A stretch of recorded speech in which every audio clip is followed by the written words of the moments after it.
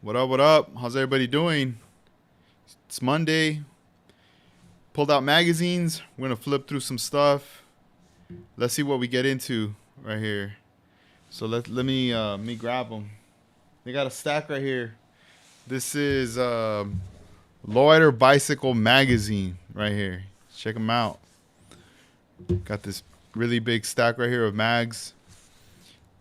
So this stack here does not belong to me. All these magazines you see right in front of me, I wish they were mine, but they're not. All these right here. Here's one. Just look at the covers real quick, man. Check them out. Some really cool Lowrider bicycles.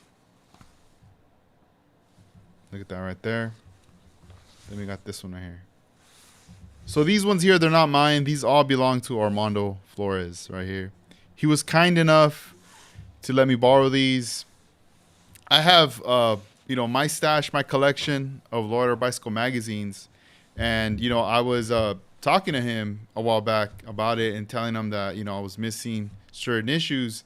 And, he ended up digging up a bunch of mags that he had in his collection. And he's like, here, you can borrow them, if you want to ever do, the magazine previews that you do. You have some material right there. So that was so super cool of him because these issues right here, I've never even seen them myself. When I got the stack, and there's more that I didn't want to like pile them up right here, but I have them here. I didn't want to flip through them. I was like, let me save these for the moment when we do the magazine preview because I want to flip through these books for the first time and give my first reactions to these magazines right here. And, I never got to see these on shelves. I think by this time I might have, because this is 97, this issue right here. But I'm thinking maybe, I don't know if it by this time or later is when I stopped building, when I was going to go right into high school. That was it. It was done. Oh, man. Over here sipping some coffee. Let me give a couple of shout outs right here. What up, Ryan? How you doing, man? Thank you for hanging out right here with me. We also have D'Angelo's 1980 and OmniWorks. What's up, man? Yeah. See, D'Angelo says memories. I remember when LRB came out. That's dope, man. Heck yeah. Hey, so also, guys, over the weekend, I was chilling with my daughter. And I was like, she went with me to go run an errand. I needed to drop off some stuff at the post office. And then after I told her, hey, let's go to this comic book store. And she had never been to one. So, she's 5. She's going to roll with me regardless, right? So we ended up hitting one up out here in the area.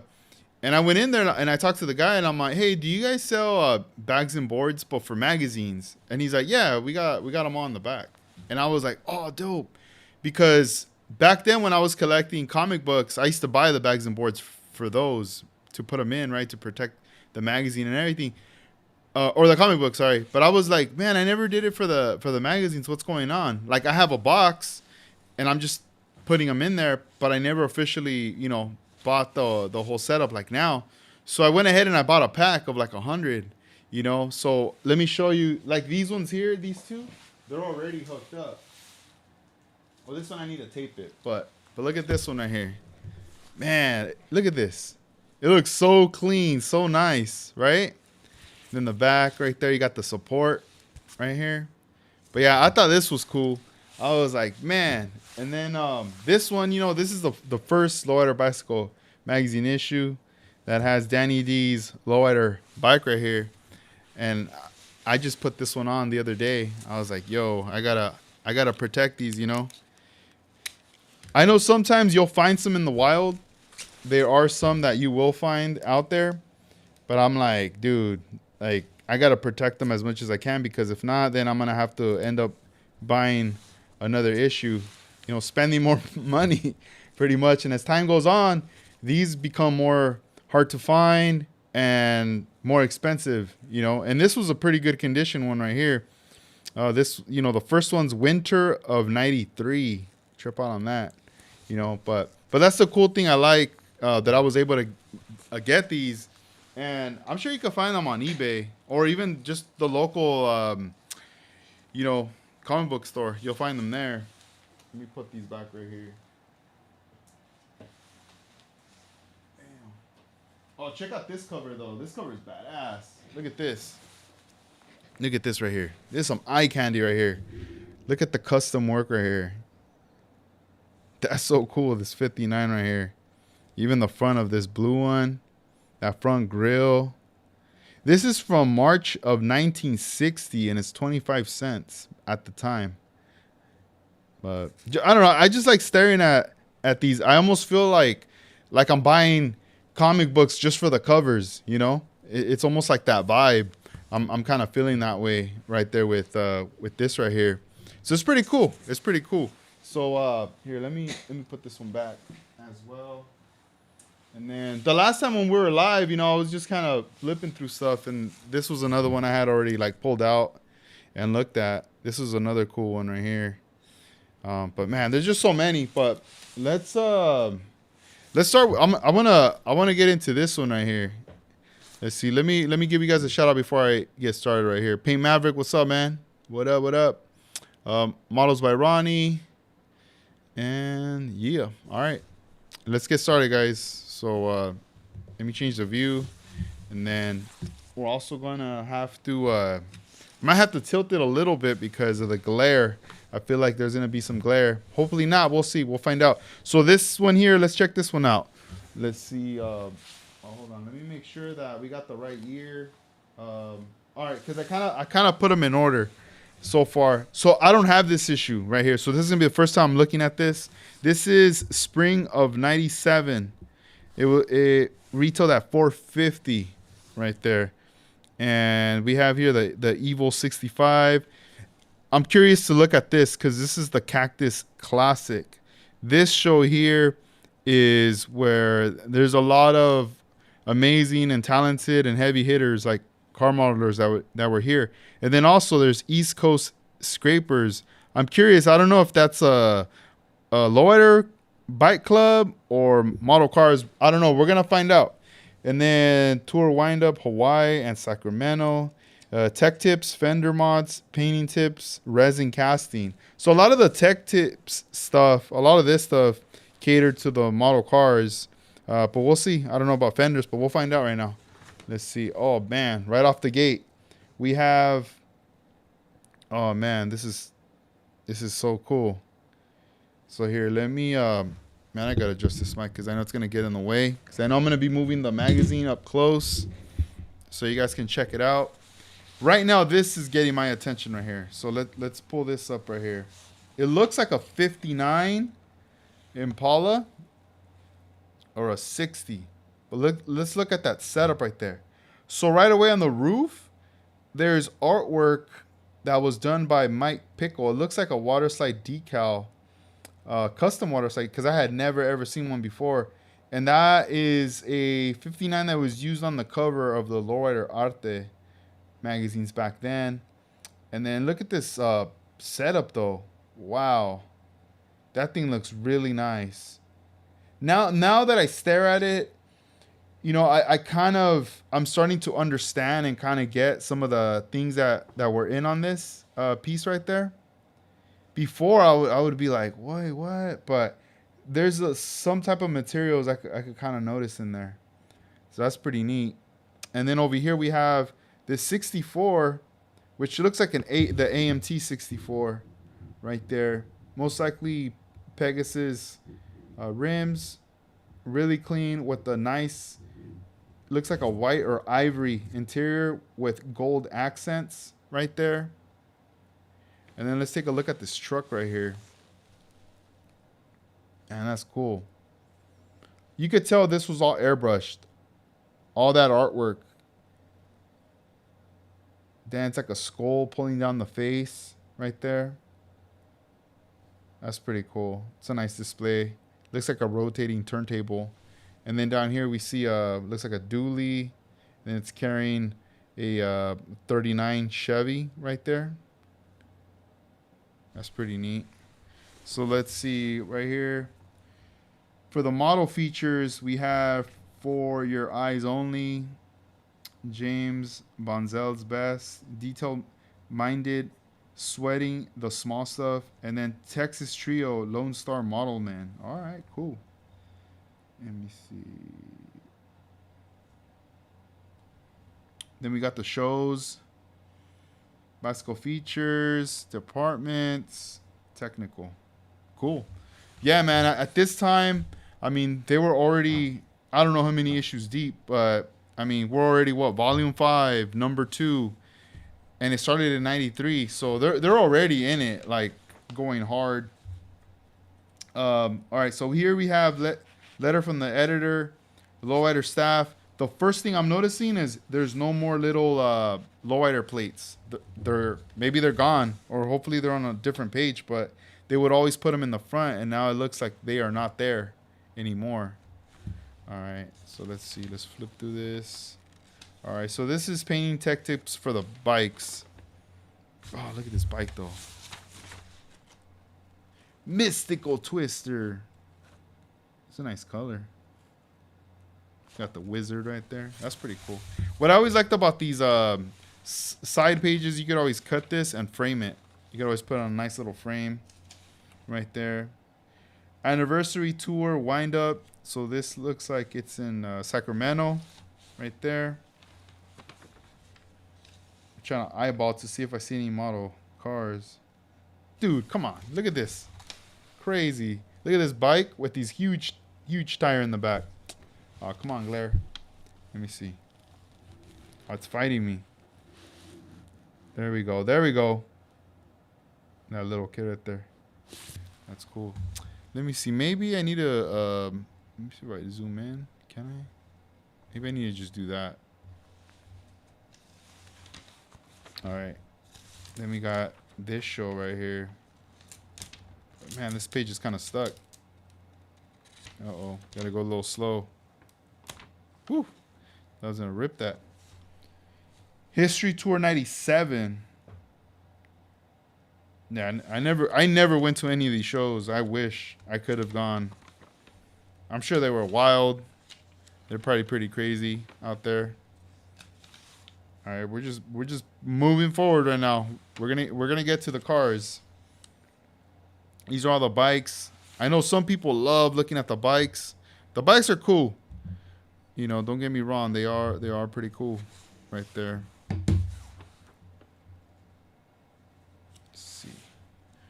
Let's see. All right, I'm playing with the lights over here on my end. All right. East Coast Scrapers. Oh, so it was a bicycle club. Damn, they're measuring the pedals. It has to scrape. That's cool. Here are the lowest pedals around, and then the other one's doing a balancing act. All right, all right.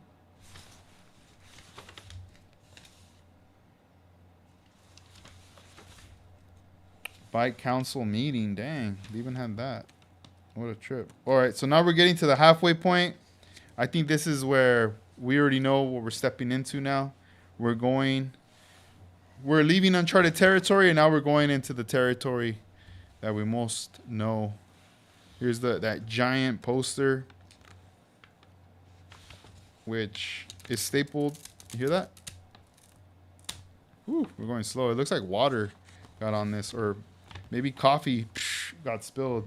Damn, I'm drinking mine right here. Ooh, imagine it just spills. Nah. All right, let's see. All right, here we go. Look, sneak peek. Boom. All right, the next page, we're going to be jumping into the cars. Well, hold on. Let me, wait, what's going on? I pressed the wrong button. All right, here we go. Oh, damn, this guy's from El Monte. Dope. Here, let me highlight the bike. Come on. Got a local here. Southern California. Possessed. This is Danny. Last name, what is it? Castrellons or something like that. But I thought it was Castrellan. I thought it was Llano, but it's not. Dude, look at that though. What? Look at that part right there. I just noticed that right there. That's cool. This casket on the seat right here, it reminds me of Joe Ray's Dress to Kill, when he had this kind of a theme for the steering wheel. Ooh, look at that. Possess. That's pretty cool. That's pretty crazy. This whole theme of the bike. But even like just the way the handlebars are with the forks, that looks pretty crazy. That looks super crazy. But man, this glare is kind of killing it right now. All right, there we go. But yeah, it says here El Monte, California. Dope. Legion's Bike Club. All right, let's go. Let's jump in now. All right, here we go. So this one here, this is for your eyes only. James Bonzel. All right, I'm gonna read this little section right here.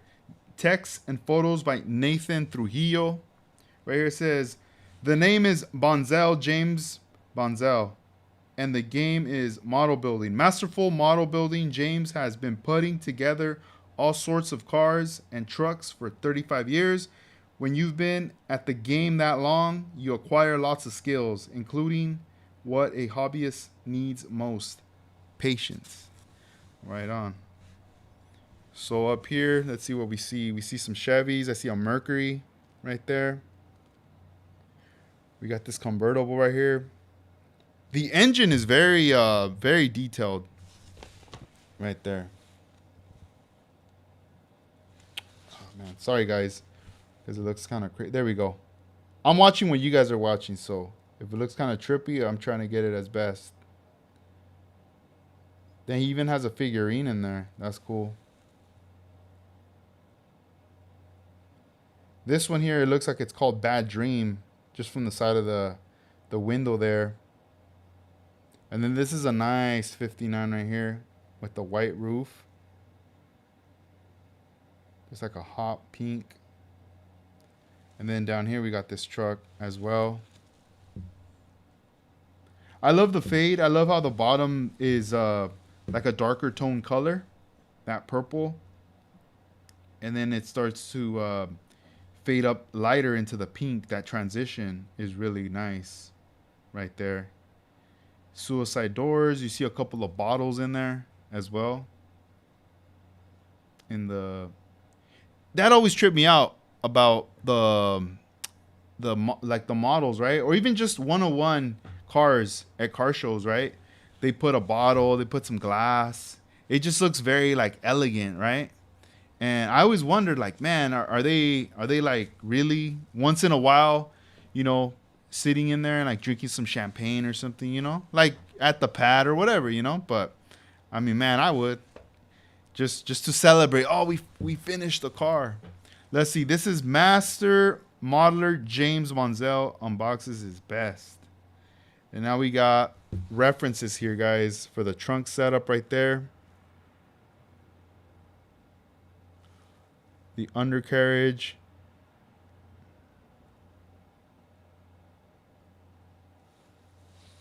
And then we even have this right here. Wait a minute. Damn, this looks like the 39, but a pickup. All right, let me do this. I'll start from right here so you guys can see that. You can always pause this and read it later. And then the bottom part. Hold on. Let me bend this a little. Right there.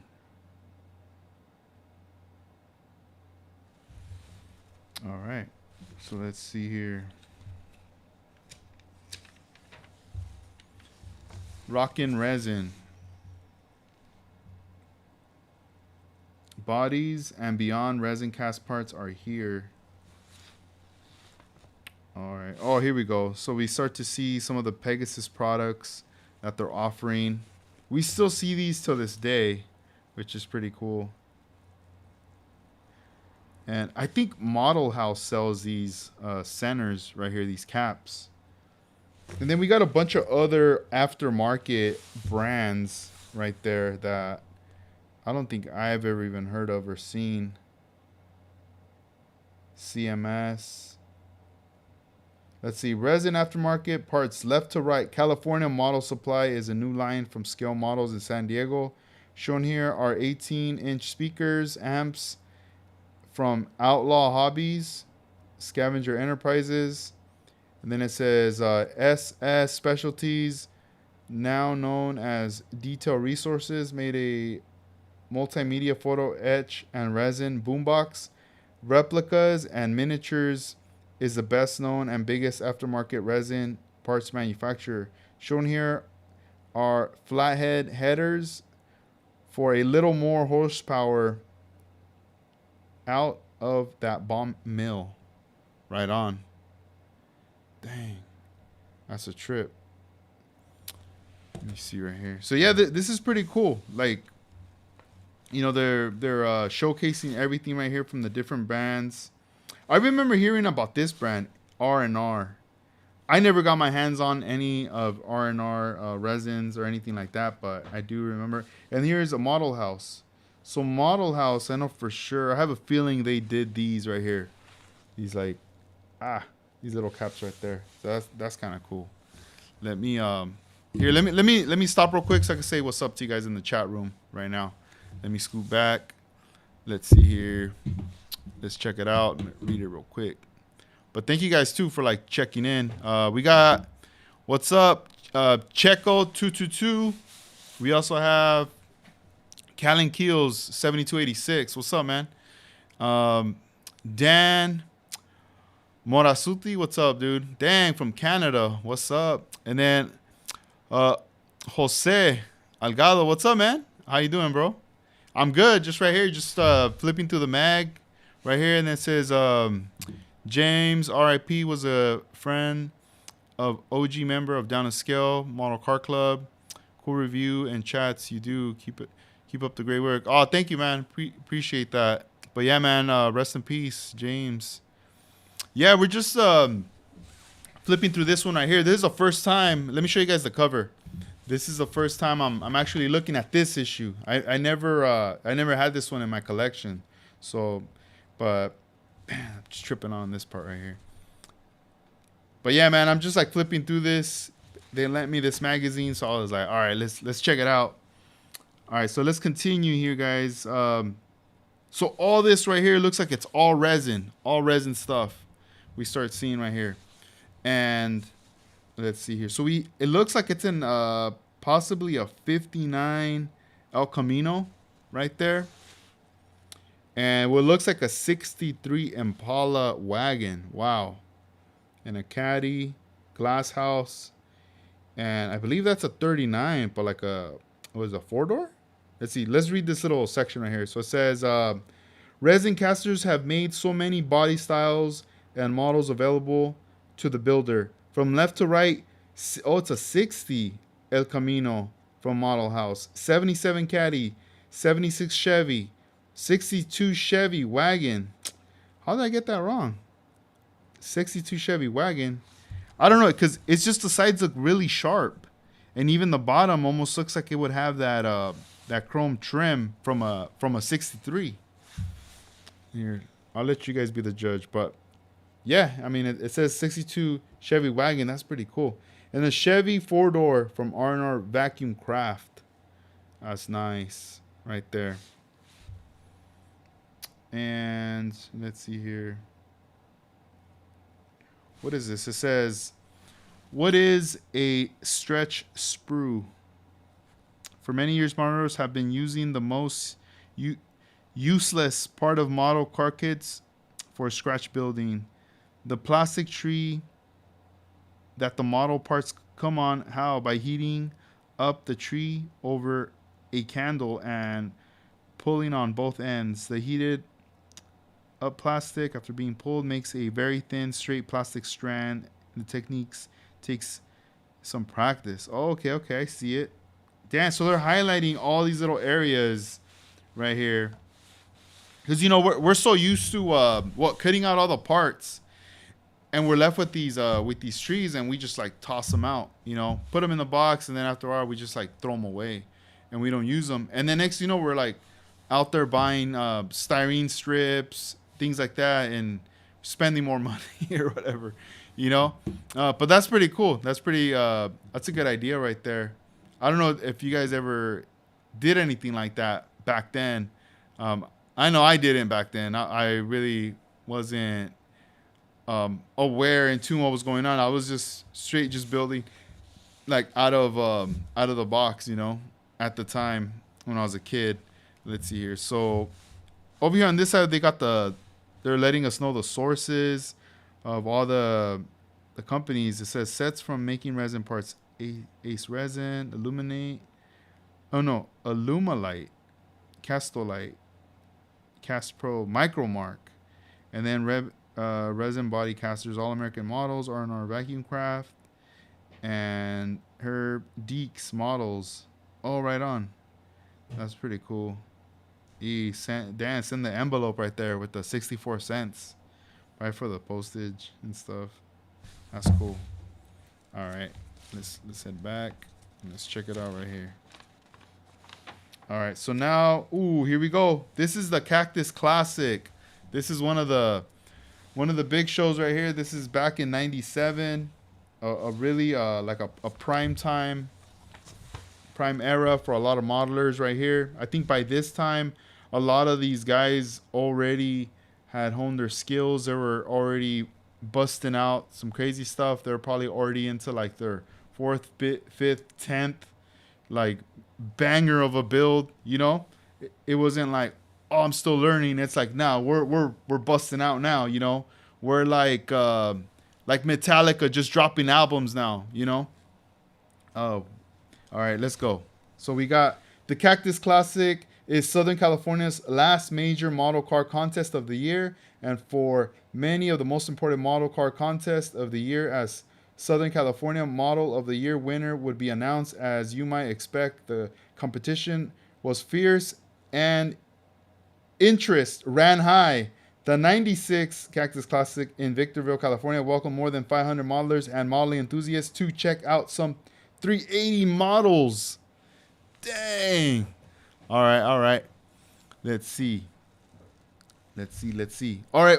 I like this. It says already, text by Alan Gonick. Man, I need to hit him up. I keep forgetting. I need to bring him on the podcast again. We've had him on once. I need to bring him back again. I need to talk to Alan. I saw him not too long ago, but I need to talk to him and ask him questions about stuff, because I know he was very involved with the scene back in the day, especially in the lowriders. So here we got Chris Acosta's 64 Impala entered in curbside competition. Look how clean that 64 Impala looks right there. That's really nice. Here, I'll hold it up right here, and then I'm going to zoom in. Right there. Next one we have is Josue's rad lowrider truck. Looks hot. Man, look at that. The convertible. Like the roof's just cut off. We got that bonnet just flipping forward right there. I always like that detail up there with the wheel on the side, showing the wire wheels right there. That's really clean. Oh, and then check it out. Here we have a photo here. And all right, there's a couple guys right here that are some very talented modelers, artists, I would like to say. Here we have a young David Anthony Garcia right there. And then right here we have Carlos Avelar.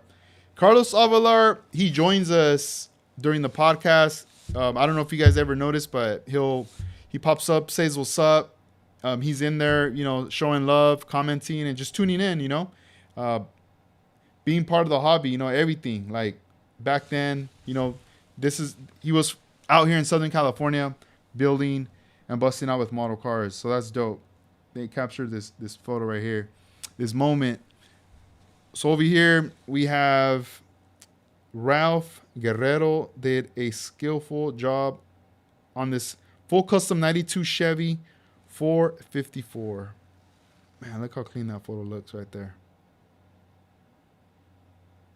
That's so nice.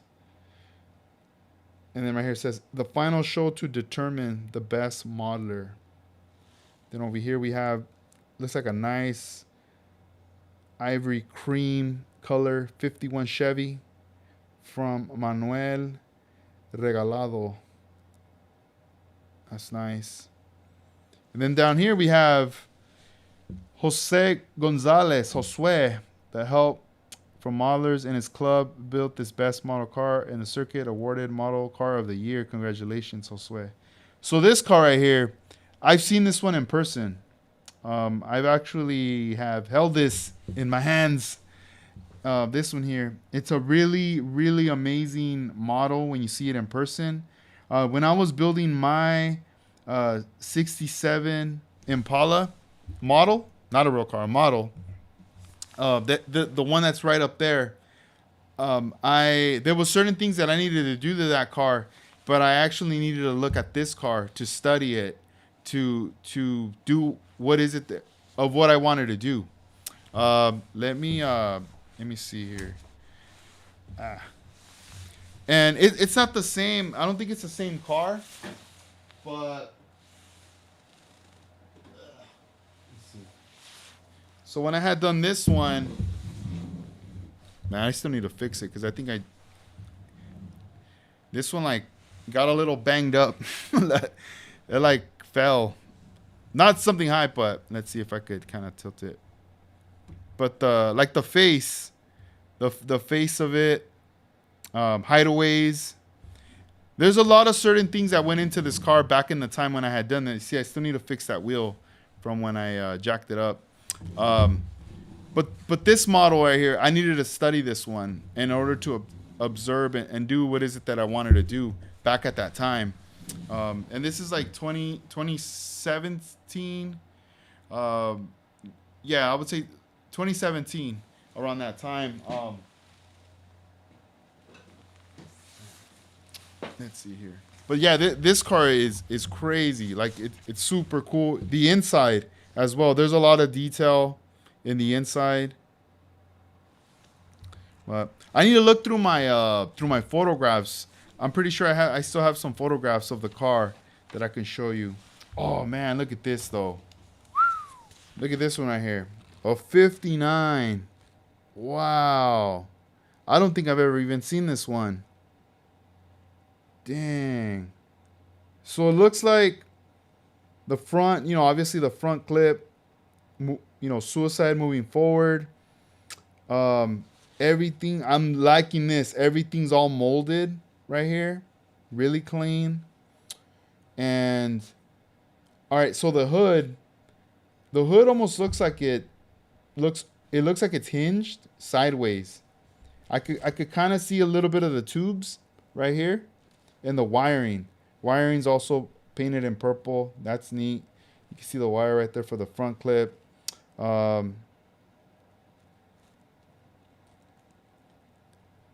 this is really, really nice because I'll tell you, whenever you're going to create something like this where this is going to flip forward, see, I don't know if this is the monogram. I think this might be the monogram kit.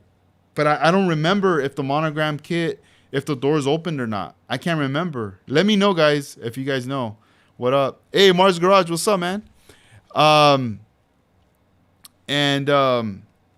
The thing is that when you start cutting stuff up, if you notice the front window, you see this part right here. It gets really like this is like a weak spot right here, meaning that there's a chance it could break, and you have to be very, very careful. A lot of the times the trick is to put a metal wire behind. You have to kind of mold it in there and glue it on. So this way it holds up. Let's see. OmniWorks says, nah, they didn't open on the monogram pit. Dang. That's crazy. Yeah, so yeah, door jams, everything is done, but that's really cool. Like you could tell, they had to just, because they molded all this, that was the support. I'm sure when they were cutting this, that roof was just kind of just dangling, and they had to reinforce the whole thing. So that's really cool right there. I'm really liking the color. And I wonder, the trunk looks like it opens. It doesn't look like it's glued on, but who knows if we even show the trunk or not, Dang. All right. Let's then we have this dually right here pulling the 39 panel That's pretty nice. And then we got some chick in the back right here, chilling. She looks like a rockera or something. I don't know. Um, oh, dude, look at this. Ron Potts, 65 Buick Riviera, Tequila Sunrise. Look how beautiful that car looks. Man, look at that. With the pipes in the back. All right, so look at this one again, all right? How it's more dark in the bottom, like that orange, and then it gets lighter, right? That fade. And then remember earlier we had talked about that on this car, this one right here. That's a little tip right there. Dark on the bottom, and then go lighter up. And look at this one too, because what ends up happening, it kind of gives you that illusion of like depth, like, you know, like it's just dark, like it's low. I don't know. It's something trippy about that. Those kind of little tricks. I had painted a car and I kind of did it in reverse, where it was darker at the top and lighter at the bottom, and it just, the more I stared at it, it didn't make sense. You know, it just did not make sense. But I really like the way this was executed right there. I wish I could see more photos of this car. And I love the interior. It's just all white in there. The colors, those, man, the white walls, everything, man. Let's see. It looks like it's on Supremes. All right, we got James Bonzel back. Put all this talent into his Lavender 59. All right, let me read this last part right here. It says, well-known lowrider model cars like Aztec Gold, LA Woman, and Quiet Star were all receiving stares from the critics. Damn, the critics. By high noon, the contest room was buzzing with modelers shaking hands, exchanging tips, and trading some heavy air modeling dream car stories. At 1 p.m., judging began, and so did the tension. Who won? Who would win model of the year? Who built that, what is it, dog van from the movie Dumb and Dumber? What? Someone did that? Will the 1/8 scale 57 limo with the best detail award? Will Batman save Robin? Oops, sorry. Ah, dang. We're going to find out. All right. And it continues. Oh, this is what they're talking about. There's a big old limo. What the hell? Look at this. Here, let me drink some coffee. Dang, I'd never seen that before. This is a stretch 57 that probably took a long time to build, right? Look at that. Like, oh, look at the roof. Look at this part right here. I see a little dent, but no, it's not a dent. I think it's just the lighting. I'm just trying to visualize, like, how many two, for sure two, because you split it in half and then you use another one, or maybe three. Maybe it was 3 57s. That's crazy. Let's see. Jose says Gary Seeds drew a cartoon of that Riviera and Ron and called it Tiki Von Potts. Oh, no way. You have a copy of that. That's dope. Man, I wonder, I need to reach out to Gary. I wonder if he still has any drawings and stuff. That's dope. But yeah, this is trippy. Then here we have, here's a convertible 69 Dodge Dart GTS right here. And then, oh yeah, right here we have model cars, all sorts to enter. And then, oh, I see another familiar face right here. This dude right here, that's Joe. Altered Works, the dude with the hat right there. Yeah, I remember when he was on the podcast some years back, he was telling me a story. But I don't know if it was this one. I think it might have been a different year where he just said that they were like messing around at that show. Let's see. And then, oh yeah, I think I think that's Allen right there with the judges right here.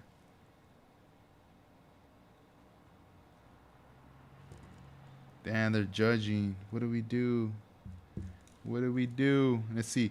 A judge gives the cars critical scores as Rick Hicks, Pegasus Hobbies, and Allegonic Soka. Oh, dope. You know what? I've heard so much about Rick Hicks.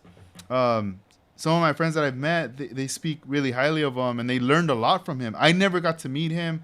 I don't even know what he looks like. So this is kind of cool. Like, I'm looking at this photo with you guys for the first time right here. I know that's Alan right there, but it says Rick Hicks. So I wonder if this is Rick or maybe this is Rick. Oh no, I think this is him because he's wearing a Pegasus jacket. Look at the back.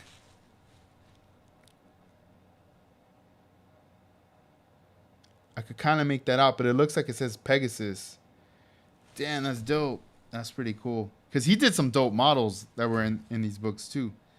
But damn, that's crazy. So they're judging the limo right here. Look at that. That thing looks massive.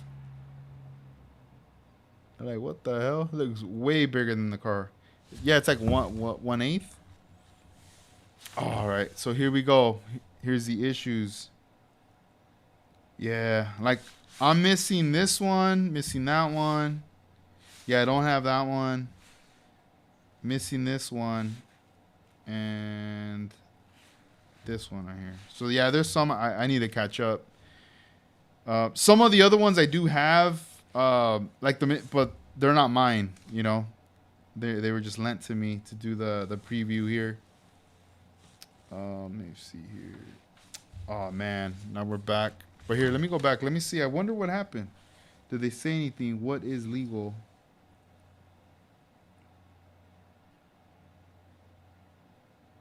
Wait, let me see. Trying to ask.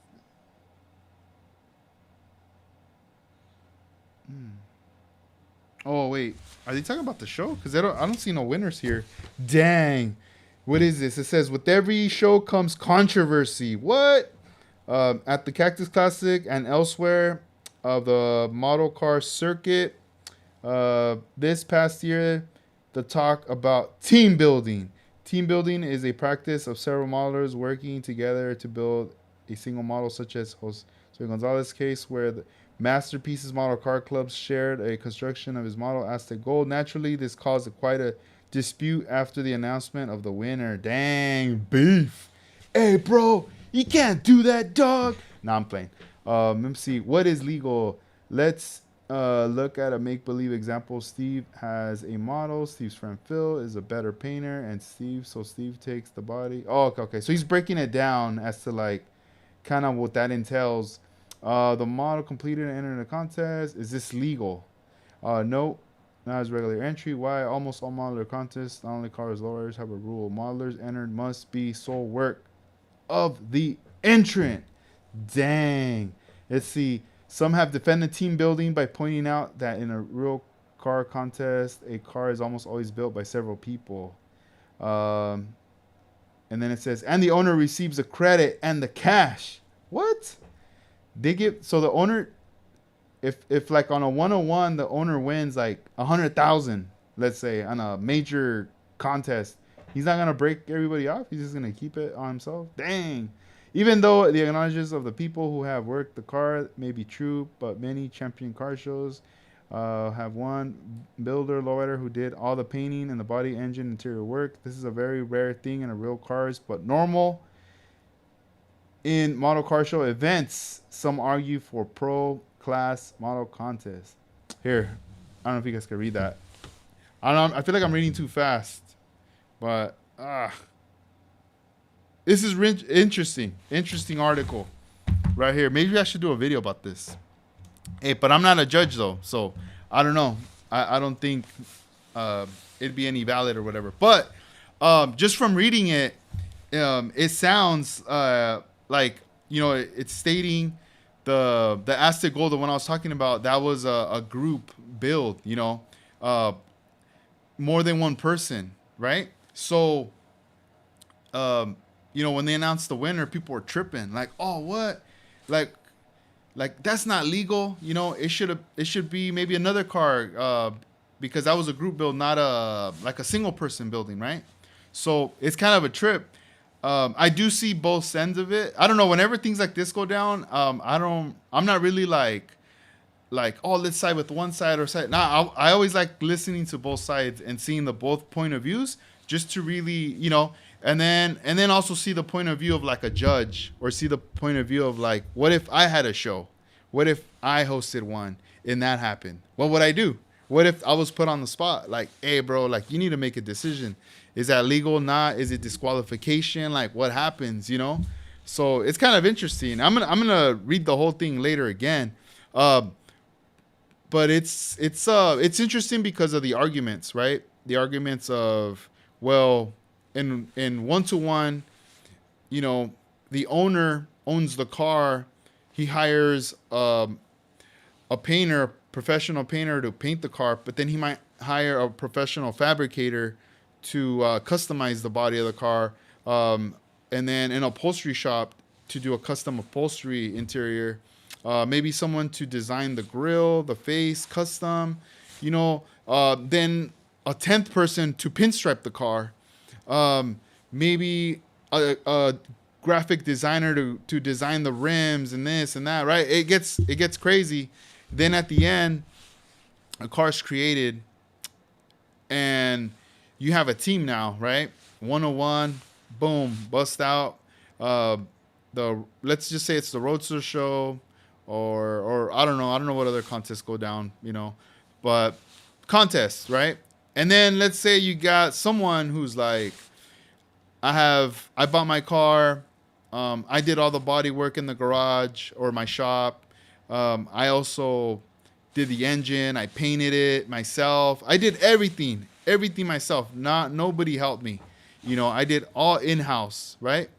So I could see that point of view of, let's say that person doesn't win, how they could be like, hey, what the hell? Like, nah, that's not fair. There's that, or let's just say, what if like Chip Foos was competing, and Chip Foos gets a piece of paper and his pen, and he just drafts a drawing, and then he's just like, here you go, like, create the car, and then he enters it, boom, he wins, right?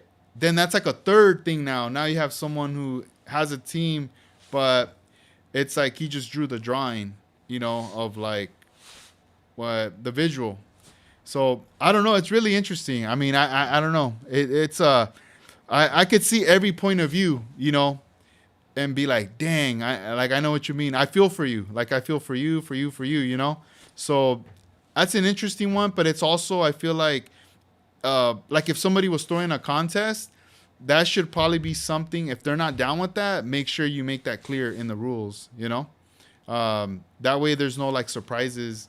And let's say it is a surprise and it happens. All right, well, next year it might not happen again. Now we're going to note that down, because we noticed that this caused a lot of controversy, and that's what we're avoiding. We're avoiding controversy.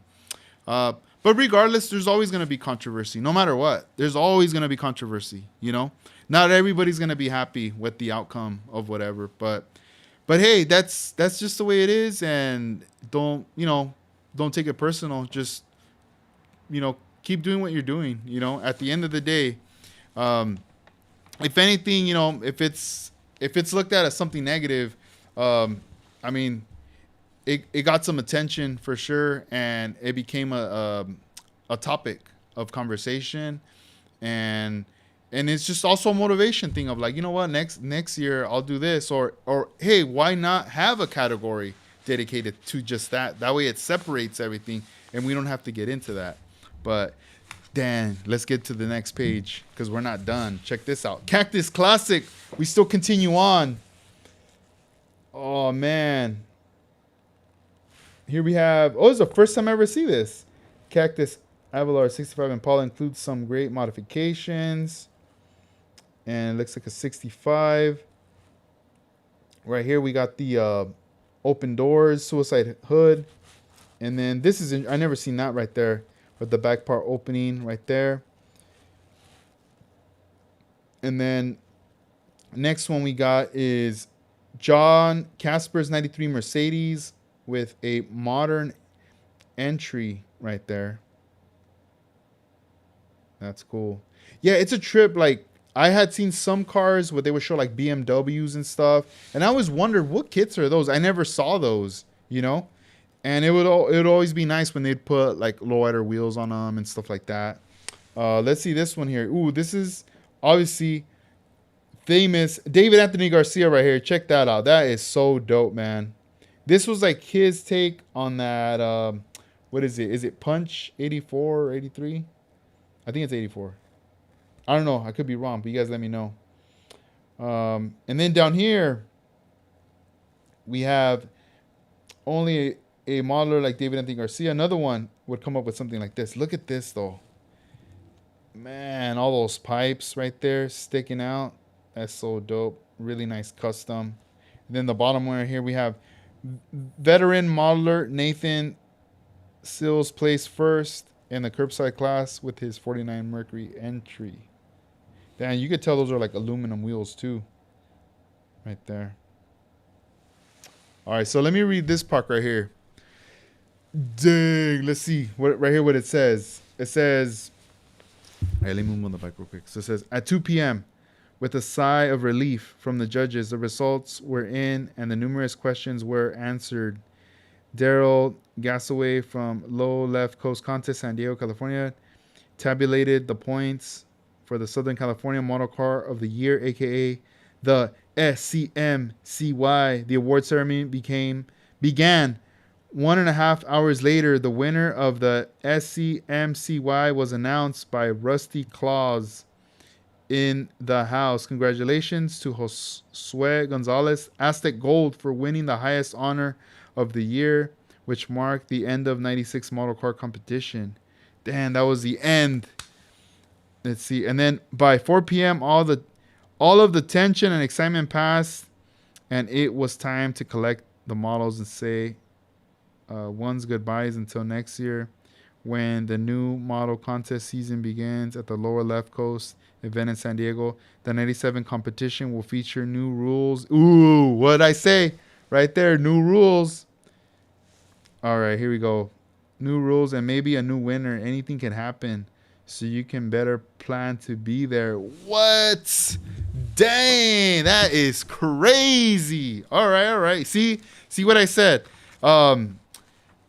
Like, sometimes things happen, right? Controversies, conflicts, or like, I don't know, someone walks into a store and they hit their head on a sign, or someone slips and falls, you know. Now you gotta create rules, you gotta create stuff for your staff and people working, like, hey, what's going on?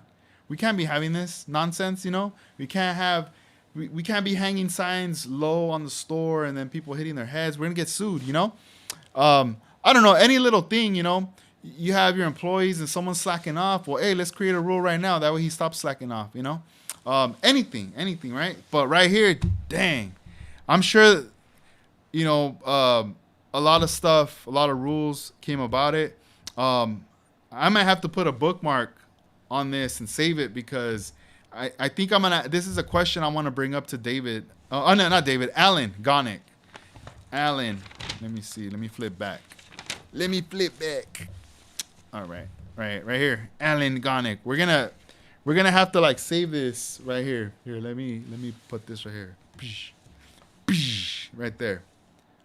We'll put this really, really rad model car show that's gonna be in May that I want to go to so bad. Right here. Bam, right there. All right. Well, hold on. Is that it though for the models? Sorry. I was getting too excited right there. Oh no, we're not done. But anyway, yeah. So man, this is a trip. Man. Yeah, I hope no one got mad. No, I'm playing. It's like, hey bro, why are you reading that? We're not supposed to be talking about that anymore. It's the past. No, I'm joking. Let's see. Let me read the comments right here and chat with you guys right here real quick.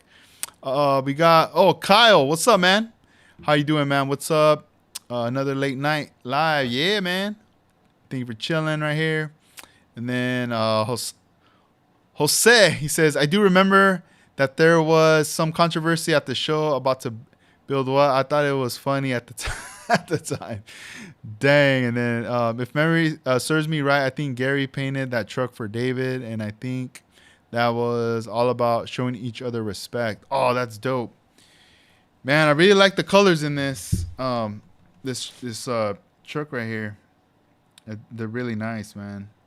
Really, really nice. That's cool. Let's see. So let's move on to the oh, I remember this. Look, side note right here. So these magazines right here, I don't know if you guys ever had these, but I had an uncle. He's like 4 or 5 years older than me. And when I was a kid, he used to tell me, hey, go to the liquor store and buy me the latest Street Beat magazine. And I remember going over there and buying these magazines for him. I didn't know they had made that many, up to volume 22 at this time. So sometimes they'd have a Lowrider bicycle magazine and then bam, right? We get one of these or whatever. But yeah, it was more like LA based stuff. I don't know. It's kind of a trip. But yeah, I remember being a kid looking at these and getting them for him. So let's see. Showing respect. This is article Nathan Trujillo. Let's see. The Omnia 64 undercarriage. Oh, shoot.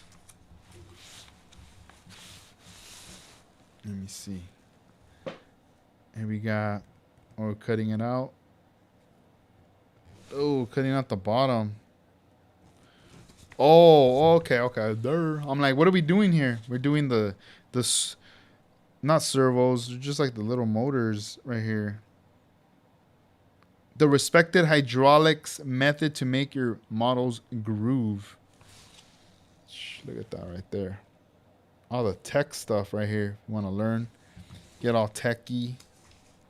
Tools needed: high-speed Dremel tool, file, wire cutters, soldering wire, soldering iron, drill, and 3 16-inch drill bit. All right. Ooh, nice. I'm happy we're going to get to see this right now because I felt like we got teased right here. Right? And then bam, we got the full article right here. So let's see. This is detail-minded. Carlos Avalar sweats the small stuff and it shows. There we go. Damn, this is nice. We got the engine bay right there with the front clip folded forward.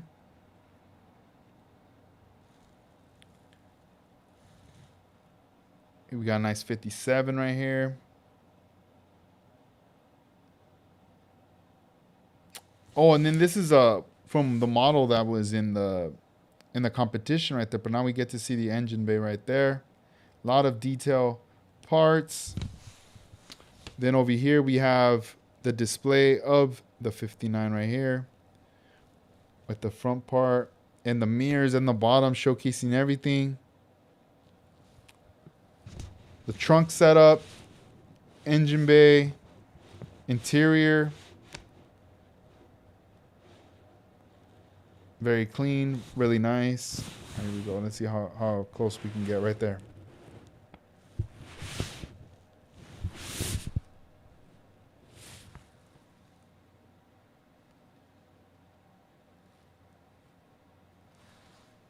With the gold. Then we have this panel right here. And it matches. It matches with the 59. With the long skirt right there on the side.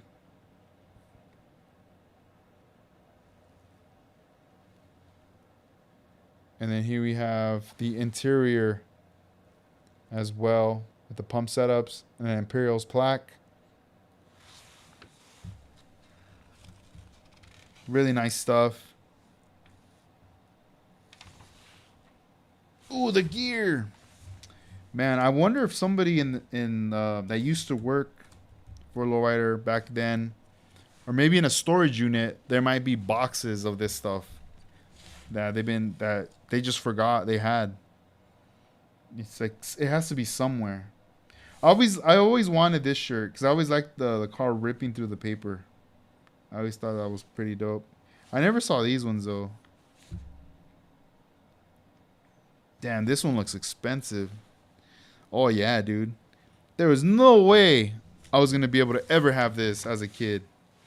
Imagine. And what is it? $225. I mean, as a kid, that's like a lot, right? I think now it would be like a flex. Like, bam, I got the jacket. Bust out the chamarra. Bam, right here. New products. Big kids. Color decals. Oh, what? Look at these right here. We got Pharaohs, Compton, and what looks like perhaps the Mexican flag. I'm not sure. Looks like it would be right there. Big Kids, color decals. Big Kid Enterprises, home of the quality lowrider models and supplies, has custom-made decals for your model car needs, including miniature license plates. Show your colors on your plastic models with these computer design decals that feature your favorite car clubs and other OG images. Oh, damn. Nice. And then we have the Nomad from Monogram. So right here they're giving us that highlight. And then down here we got the Big Kid Enterprises half-page ad right here telling us everything they have in stock. Dang, look at that hit, the high 3-wheel with the copyright 96.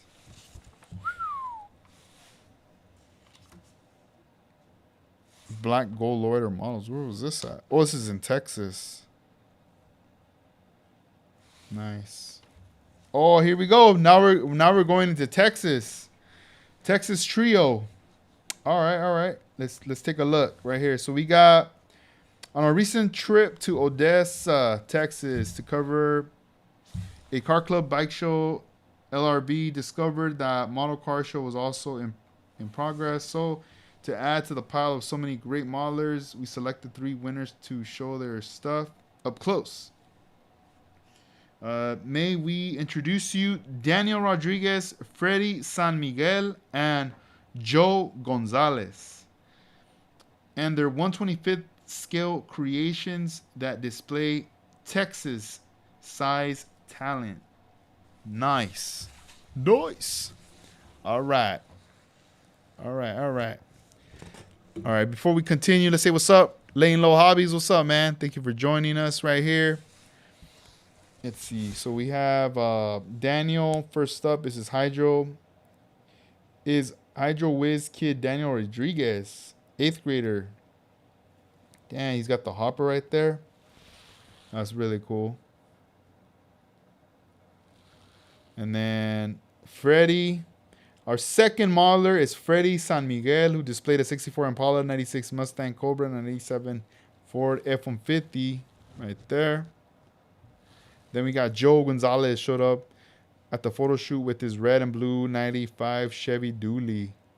Dang, I really always wonder when I see these if these guys still have these cars or if they gave it away to someone. I always wonder about that. Oh, hang on. Let me turn something off. Whew. All right, we're back. The 3 tabletop dreamers from the Lone Star State. Daniel's Dancer, Freddy's 3-wheel threat. Oh, look at the top. It looks like it's a convertible. And he put that, it looks like leather tape or tape emulating leather or rag. Joe's extended slammer. Right there. Oh, that's it. So okay, so that was just 2 pages then. That's cool though, man. They made it to the mag. That's dope.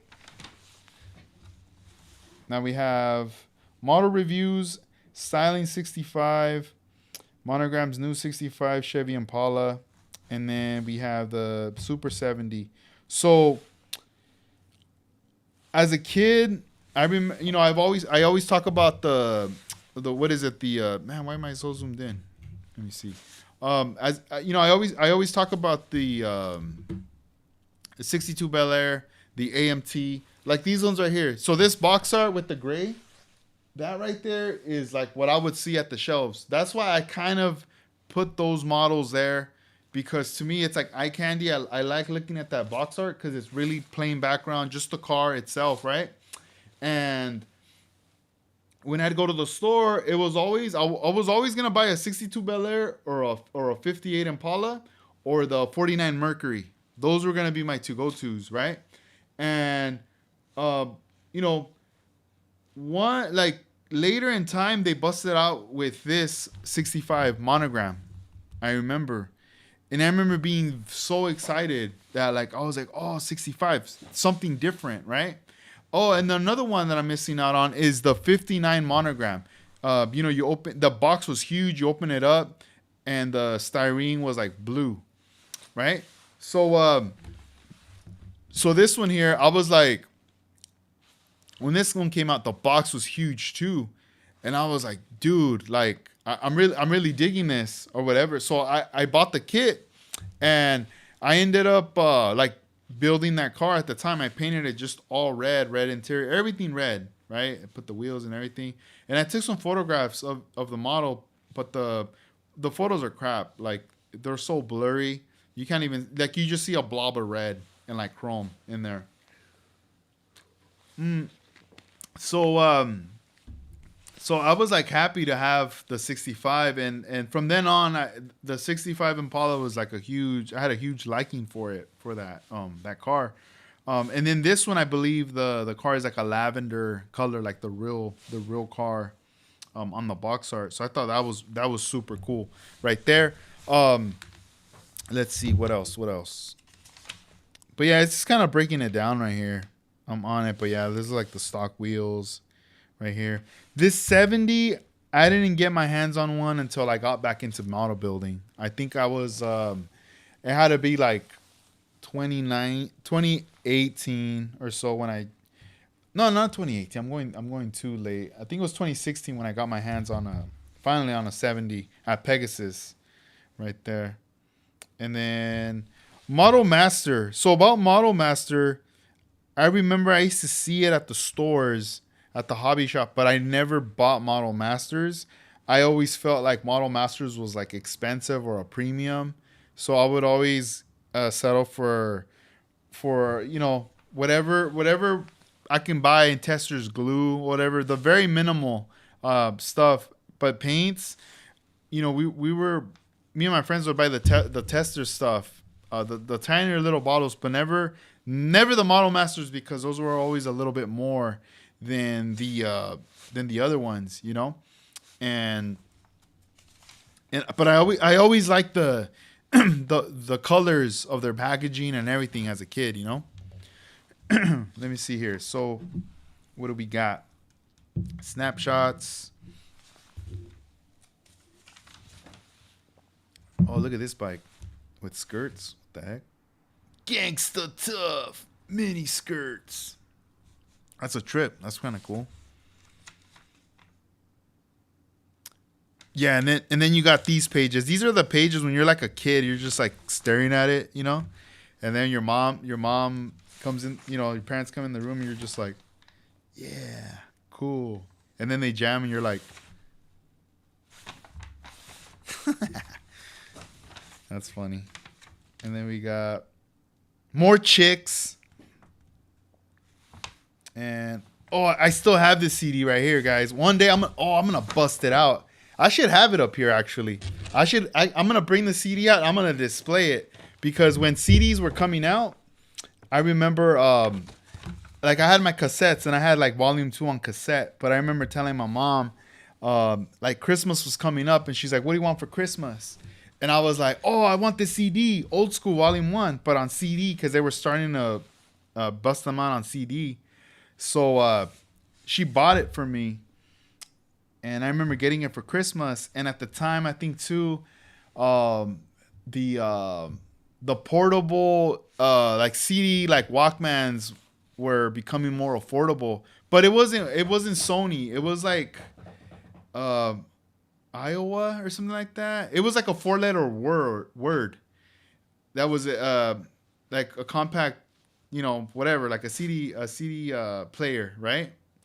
And was it Iowa? I can't remember the name. I don't know if you guys remember that, but I do remember like always playing that CD all the time, all the time.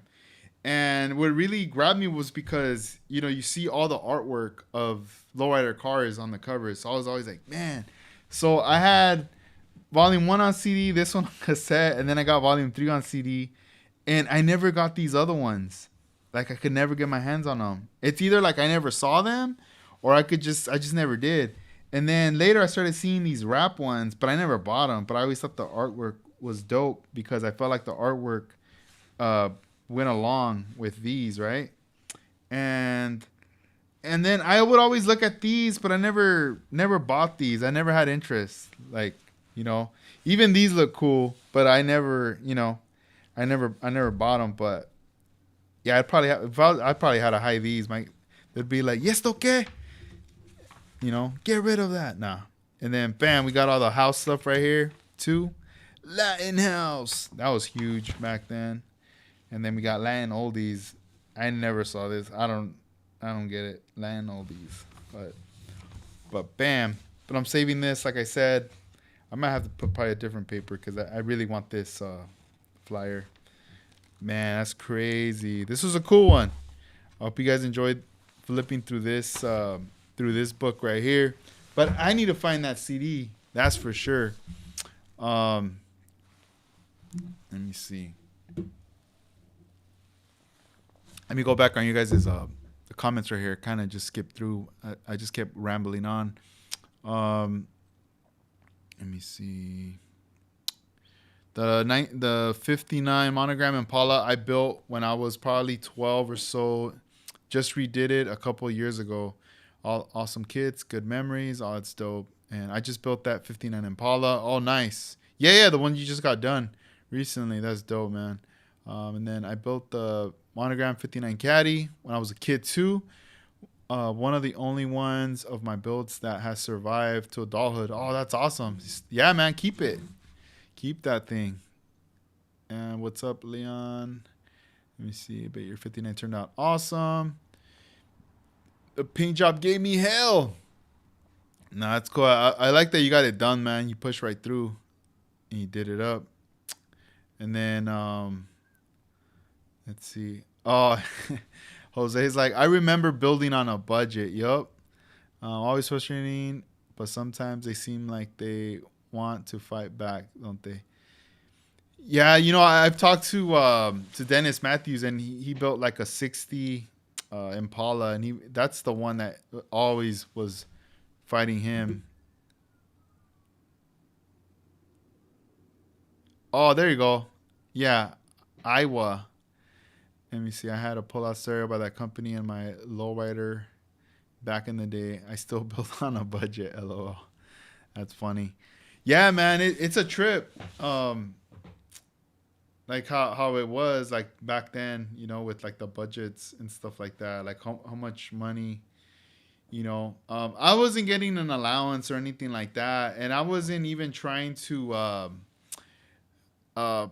I wasn't like, like most people, most friends that I had that were older than me would tell me, oh, I had a paper route, or I would mow lawns and do stuff, or clean this, clean that, whatever, right? I never did any of that. I did stuff just around the house, helping my parents, but it wasn't like, oh, if you do this, and then at the end of the week, I'm gonna give you like $5 or $1. Nah, it was just, hey, you have to do it, dog, kind of thing, like help me clean, help me do this. All right, cool, we gotta do that. And it took a while to get like $10, So whenever I did get $10, then I'd run over to my friend's house and be like, we got to go to the hobby store now. Like I have money now, $10.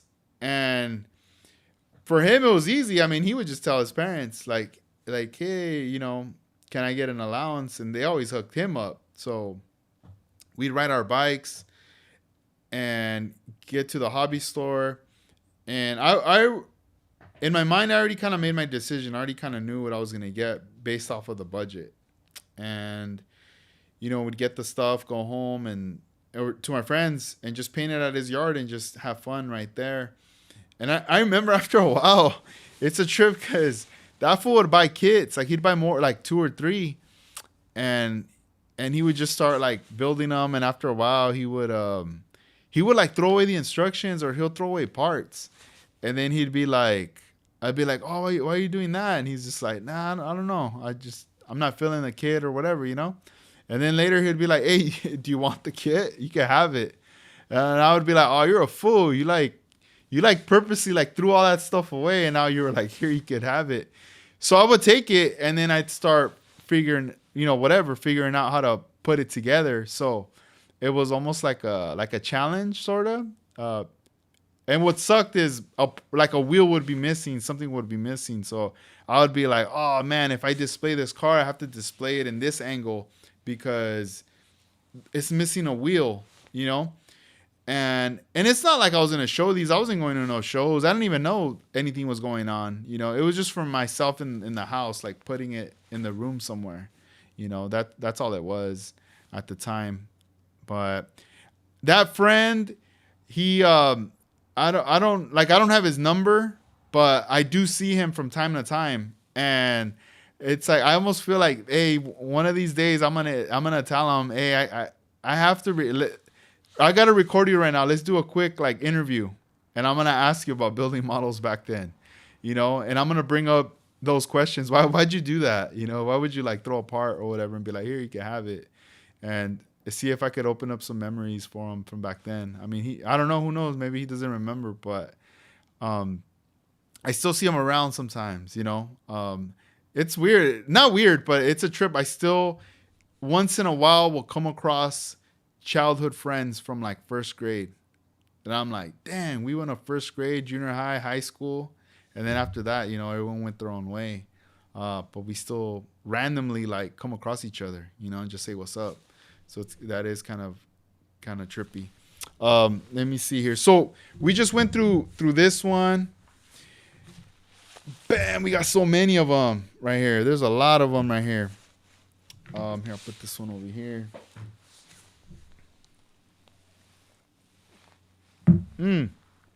Oh, check this out.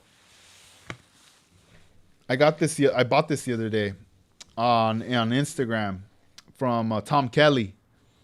So you got this original artwork, pen and marker, Little Red Riding Hood, and the Big Bad Wolf right here. And I don't know, it's just like when I saw the photo, I was like, yo, like I gotta buy this. You know, he's been putting out a lot of artwork for sale. Like almost every day a new art piece would post up, and then I would like there was some pieces that I'd message and they'd be like, oh, it's already sold. Like his stuff sells out fast. So when this one popped up, I was like, I gotta get it. I gotta get an original. So I hit him up, bought it, got it in. And when I got it in, I started staring at it, and then I started putting it really close to like my face, right? Like really, really close. And I was just like blown away by the pen marks, everything that goes in here. It's not like a print or a copy. Like it's the original piece. And it's one of, so it's not like he's gonna, you know, be like, oh, we copied it and we're gonna make a bunch. Like that's kind of it. So I was like, oh man, this is so cool. I'm like so happy. And then I just love the way his signature is just right there. I think he's in his 80s. I want to say, and he's still pinstriping, drawing, and all this stuff. And I'm like, yo, like this is cool. But he's on Instagram, Tom Kelly, and he's always posting new artwork, like pieces on there. That's super cool. Some super cool stuff. So I finally got it, and I was like, man, I gotta put this. It's here right now, but eventually later it'll move around, right? I'm kind of like dressing up the place and stuff, and you know, I had talked to on the interview with Mercado. He does, you know, some custom skateboards and other art pieces, and I want to get something from him too. Whenever he posts stuff up, I need to get some like an original piece and have it in here, you know, on display. Let's see here. Oh, later on, bro. Good night. Thank you for hanging out right here. But yeah, this one here, I'm probably gonna get more. I want to get more art pieces for sure. whether it's from him or other artists, you know. But I'm really digging this one. It's really, really cool. And then shout outs to OmniWorks. He hooked me up with this one right here. This is also an original right here. Look at that pen and marker right there. It's got a signature right here. I need to frame this. I need to get a little frame to put this in. I have it in this little plastic sleeve just because I don't want any like anything, you know, like dust or anything, or even like my fingers, you know, if they're the oils or dirt, whatever, you know, I want to keep this like super clean. So these are like my two like original art pieces that are drawn and everything that are in the collection right here. And yeah, little by little, I want to like dress it up and get more things just to have. So let's see here. Let me see. So we have, so this is fall of 98. This is winter of 98. Spring of 99. Spring of 2000. Oh, that's a huge jump. So there's a bunch of issues from here to here. But let's see, 90. So this is California, Wisconsin, Texas. The last one we did was spring of 97. There's no spring here. Spring of 99. Yeah, I don't even know if they even did the show anymore by 99. I think 98 might have been the last year, but who knows? But you know what? Let's just look at this one. Let's peep this one out right here. So this is let me see here. California, Wisconsin, Tennessee, Texas, Lowrider bicycle, fall of 98. Model how to, door hinges, realistic cylinders, and then the bike how to. All right. We're gonna peep this game right here. What up, Kevin? What's up, man? So we have this 64 Impala right here, right on the cover in yellow right there. So this is the first time I'm going to look at this magazine. I have not ever checked this magazine out. I don't know what's to come. So let's find out. Let's check it out. So this is, that looks hard right there. That looks pretty dope. So this is 98. By 98, I must have been, I think I was already in high school at this time. Freshman, perhaps. All right, so we have a pretty dope trunk setup on a 61 Impala. Now we're stepping into the hoppers right here. Damn, that huge extension right there. That's right before any of all the Red Cat stuff that's going down right now. The 1/10 scale. That's a cool shot right here. It looks like the car is hopping in action right there. Look at that.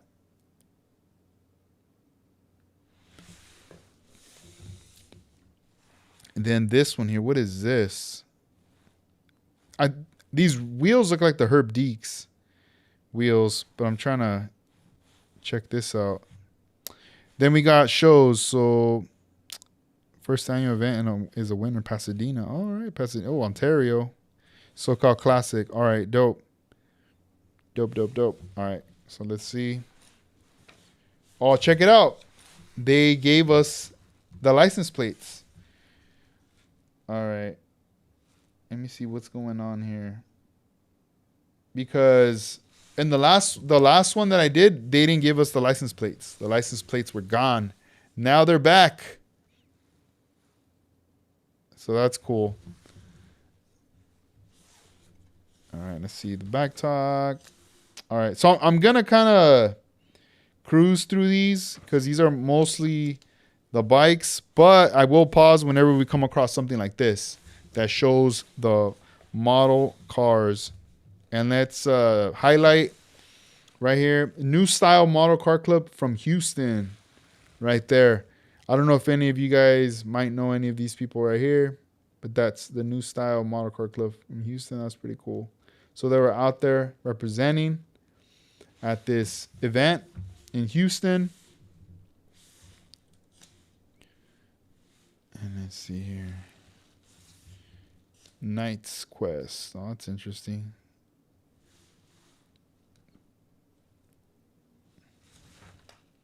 Oh, that's a cool. Even though it's even written on here. Oh, dang. Oh, they started selling it in Chrome. What? I didn't know that. All right, here we go. Club Spotlight. Let's see. Do I see model car? Club? Nope, nope, no. Just bikes. I always tripped out on these though. They had like a Z-Rack kind of thing shooting up. A Wild Style 72. Is he in New York or where's this? Where's this place? We first came across Mike Pintozzi, 72 Schwinn Stingray. Oh, Chicago. All right, on Chicago. All right, Casino. Let me see. This one is SoCal's finest bikes come out.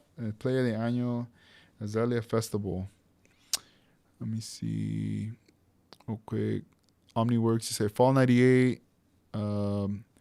Beginning of my senior year. Oh, right on. Damn, dude. If we would have been in the same high school, I would have been a freshman. You would have been a senior. What? Dope. That's pretty cool.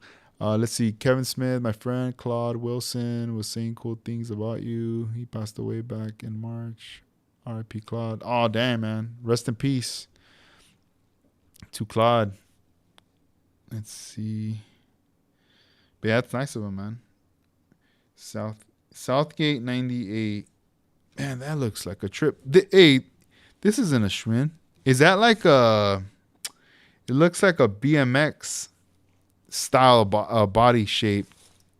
I don't know if it's a GT or a red line. Interesting. I wonder if by that time they were starting to use more of those frames for that look.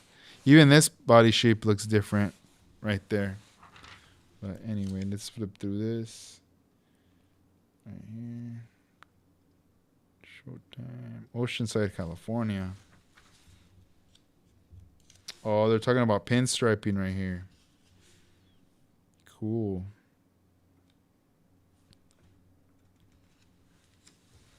Let's see.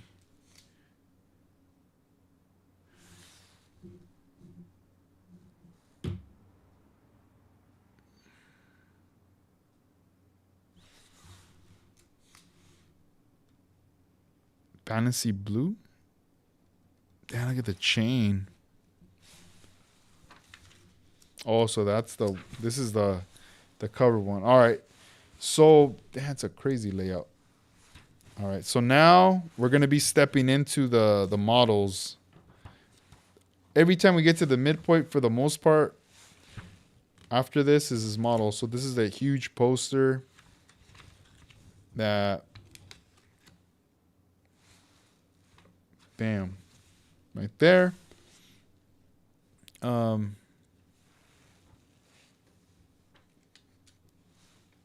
What happened to the models? More bikes. Nah. All right, so it says Aslan Bicycle cruising into the year of 2000.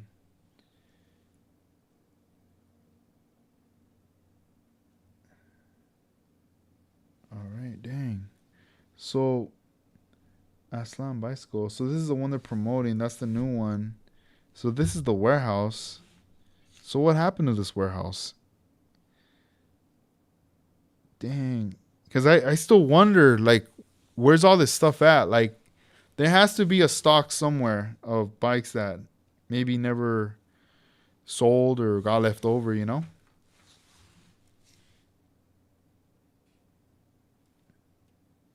Okay, so this right here, this is the cylinder tech. This section right here.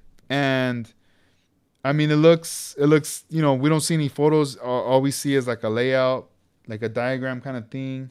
The A, B, C, D, E, and F. Article by David Anthony Garcia, which we mentioned on the last one, right? But this is pretty cool because if you ever wanted to do cylinders in your engine bay for the front, right?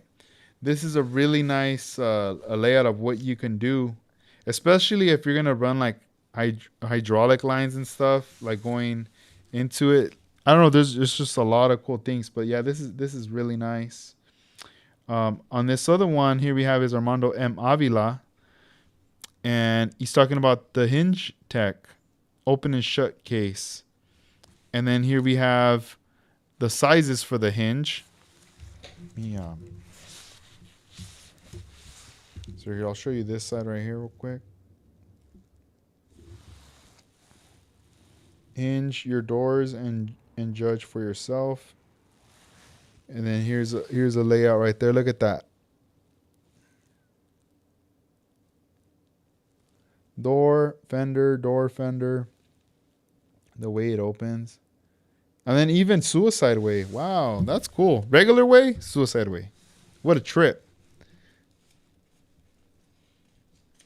That's pretty cool. So there's like these two already jumping into the tech stuff. So that's dope right here. You got to think about it. Like if this is 98, right? And like I was saying on the last one, you had already a lot of heavy hitters coming in, and I'm sure by this time a lot of other people were starting to learn and wanted to learn the next thing. What's the next thing to take it to the next step? You know, and like if the magazine, let's say the magazine came out in '93, and people were like busting out in '93, and people were following along all the way up to here. And every issue you bought, you're learning all the tech stuff. I mean, this is just another edition that you're like, by the time you're reading this, it's not too foreign. You're already like, oh, I've been waiting. I wanted to learn this, or I wanted to learn this, you know? So that's kind of cool. Let's see. Here we have Just Cooking 2. So this, all right. The ideal hydro kit for beginners. You know, Gary Seeds gifted me something similar to this. And just the way it packaged in there, you see it's a little baggy paper, and then they folded the the little print, and they stapled it, and then right there, and you see the whole layout. It looks like the same, so it makes me wonder. You know, obviously there must have been a lot of competition and stuff back then with this kind of a layout kind of thing. You know. So yeah, it's kind of a trip on that part right there. Magazine, man. The mic's getting all in the way. But yeah, the ideal hydro kit for beginners.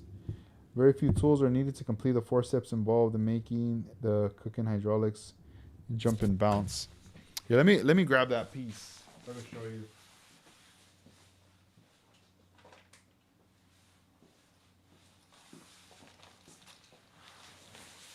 Yeah, so this is it right here.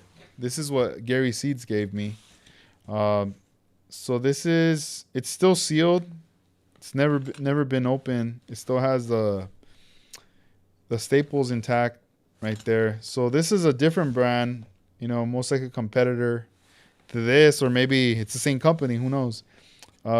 Respect Hydraulics, skill level 1. Respect Hot Hydro Hopping Kit. And the kit that fits all of the interior. Let's see here. And then it says hot hydraulic chopping kit.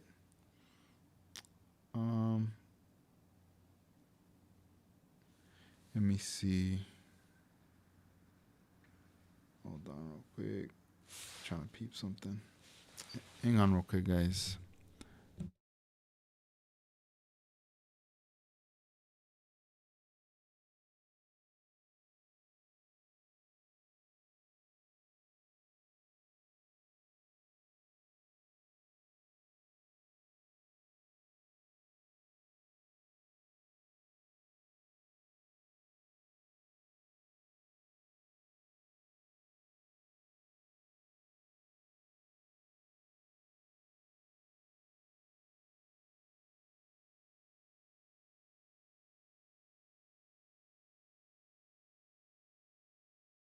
All right, I'm back. All right. So hot hydraulic chopping, and then back here we have the breakdown as to what's in the package. Let's see here. So this is all the quantity, the motors, and everything. You can kind of see it here. So it looks like there's a bottom chassis right here. A little manual book. The wiring and the engine. I mean, it's cool, It's even like the fishing line for the hopper. It's just really interesting, because this was a product that was sold back then, I don't know. I don't know if anybody actually put it together. I'm sure it worked. I'm sure it did. At the time, look, it says $24.99 on there. It's kind of quite interesting on that part. Let's see. Bam. Man, I'm a little disappointed. I'm not gonna lie, because halfway through the mag, like I said, I'm thinking, we're gonna jump into models, and there's not a model. This is just a bike. Tech tip, that's cool. This is cool, but now we're getting ads, and I'm like, where the models at? All right, so let's see right here. This is a cool ad. I never seen this one. Pegasus, that's pretty neat. It has the real wire wheel look from your lowrider, for your lowrider, and then we got the wheels right there. Let's see.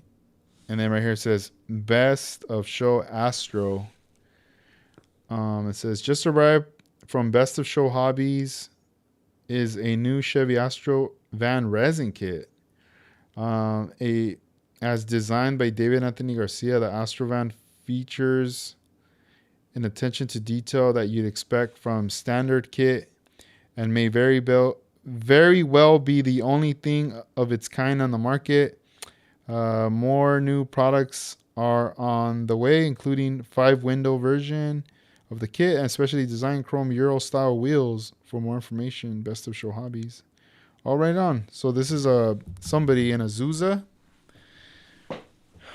Department Lowrider bicycle.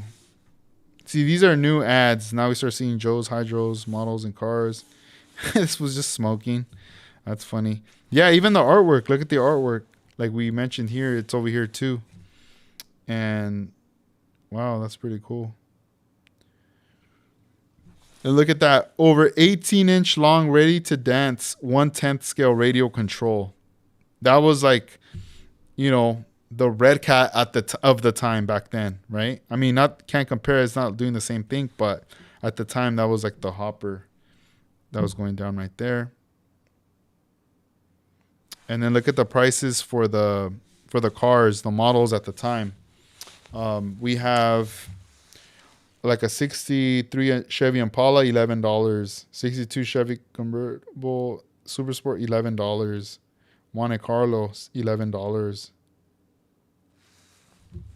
Crazy. All right, here we go. This is what we're waiting for. So here we got any modelers looking for inspiration should read about 35-year-old Mike Thayes of Azusa, California.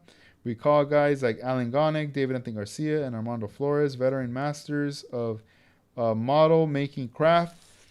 But we can call Mike Thayes for a full-fledged veteran? ?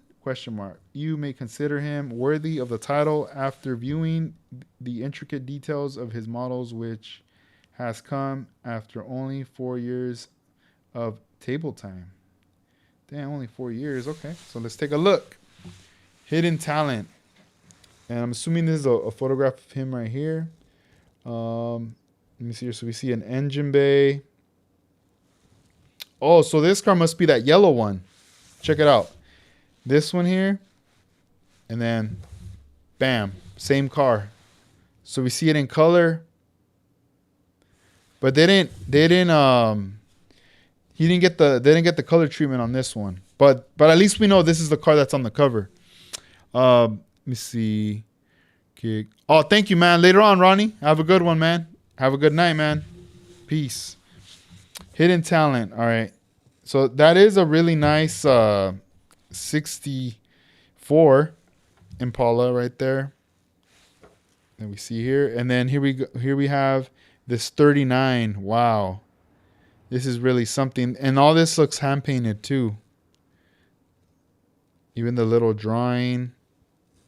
That does not look like a water slide decal. The engine display. It looks like it has the Deeks wire wheels on there too. Photo etch front grille. Oh, so this was a Merc. In one of the sections in the beginning, I saw this and I couldn't make out what it was. Here's the trunk display. Man, this glare is killing me. And then we see the Merc right here. Everything suicide. Trunk, doors, hood. And it looks really elegant, really nice. And then this Monte Carlo looks really nice too. With the back lifted. Wow. Yes, so it says all of his scale model success has come about in just 4 years and goes to show what can happen when a hidden talent is finally realized. Currently, Mike is happy mixing his full-time job with model building. He says that the fun is still there, especially when he is able to compete on contest tables with the confidence of a certified winner. Yeah, these three are bad. Even, I mean, this one's bad too. 4. That's crazy.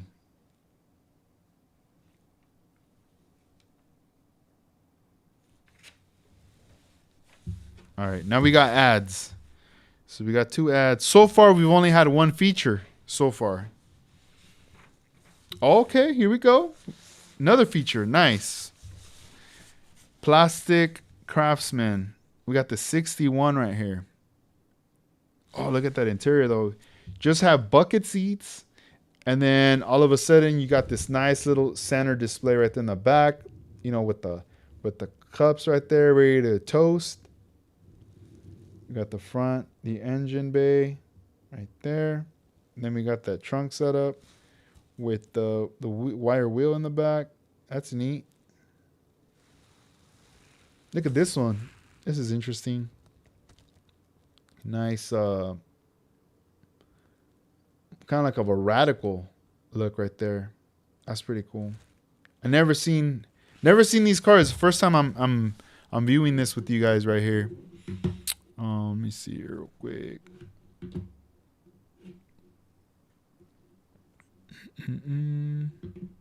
All right, let's see. So this is Corey Smith, loves the little things in life. Right there's Corey Smith. Damn, that back looks pretty crazy right there. Look at that.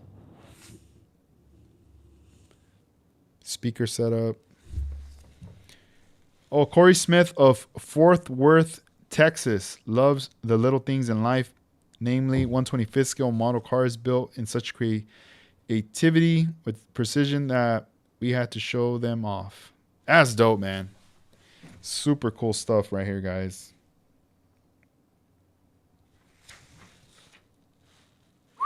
All right. I think we're making a comeback now because we got article number 3.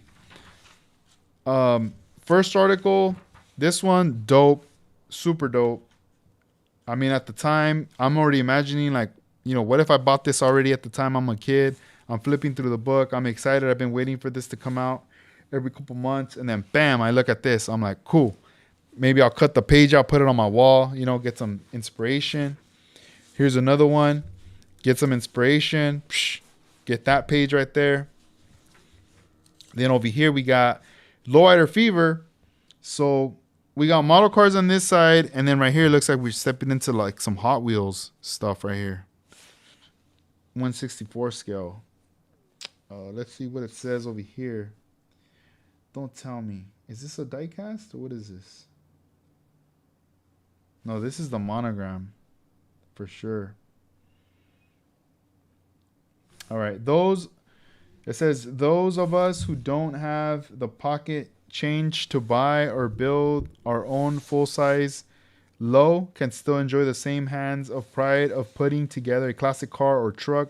All you need is 124 scale model car kit. If you think that plastic model is in any way lacking detail craftsmanship, just check out the creations of second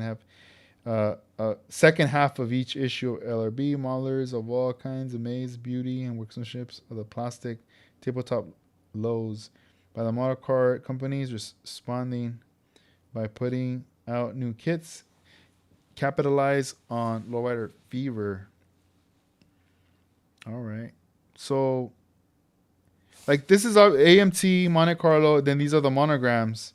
But then this right here, this says Franklin's Mint 63 Impala. I'm trying to figure out. I think this is a die cast because of the hinging. It's super thick right here, and then just the way right here has this license plate. It just says 63 on it. And then it has like a pattern work with lines, and that looks like it was. That doesn't look like a decal. That looks like it was painted on. But I don't know. I could be wrong. Let me find out right here. It says, the Franklin Mint 63 has it all. The attention of the details is shown on every scale inch of the car, chrome and gold plating. 24 karat gold plating, velvet custom interior boombox in the trunk, wired engine and opening hood. Trunk and doors are among the highlights. Let's not forget the Lowrider trademarks, custom paint, TV, wire rims, and a Boris Vallejo. All right. Let me see. Let me keep reading. A mural in the trunk. Okay. Mural on the trunk lid, but the code of the low requires 2 more items to be true lowrider. The low Ramfla does indeed have it all, including individual suspension on all 4 tires, rear ready to lower and raise car, and club plaque, mint pride. Wow, okay. And then after that, it gets into the Mattel's Hot Wheels article in there. Interesting. Yeah, I might have to look it up later, but that's kind of cool though. I mean, I'm not like hating or anything like that. I was just curious because I was like, wait a minute, like even the wire wheels and like, you know, but man, I'm sure, you know, like it's saying, capitalize on the lowrider fever. So, you know, they must have been selling a lot of these right here, right there. But, oh, there we go. Let's see. Omniworks is just reading your comment right now. Franklin Mint is a diecast company ordered through some magazines. Oh, nice. Okay. So here's the back side of it. You see all the speakers right here. That's another angle right there. Really interesting. I never got to see the car. I'm going to have to Google it.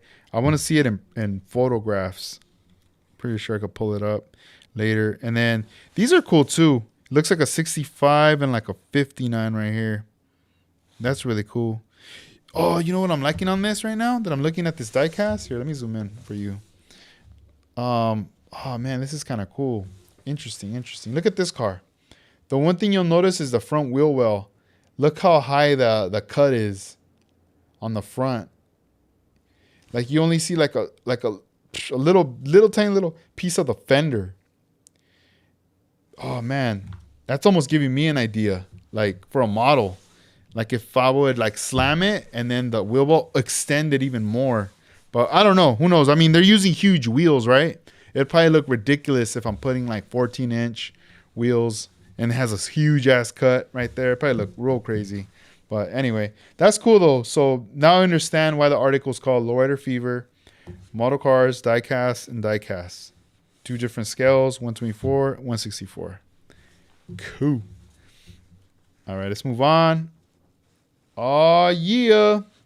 I think we made a comeback. Now we're jumping into the Pasadena Model Car Show. First annual event proved to be a winner. Damn, this is like, Pasadena is like right across the street from me right here. It's like 10 minutes away. It's not that far. That's pretty dope. I had no idea about this. It says model enthusiast turned show coordinator Todd Anderson held his very first all-out model show in Pasadena, California Civic Center this past June. The center provided the first-class indoor display room for aspiring modelers, onlookers, and the best professional hobbyists in the local area. Todd's plan was to set up covered tables in 8 different categories, signs surrounded by a small squad of recruited vendors along the walls. Perfect. All right. So then it says we managed to corral 10 brilliant modelers for the snap. Let's see the 10 modelers right there. That's cool. See Randy's Hemi Hydro Bowl gathered, 2-tone green mint, microflake paint, and then we got all the 2 more vehicles right here. And the Castrol Supra right there.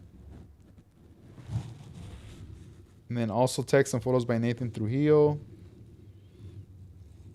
I'm really liking this 57 Ford Fairline AMT.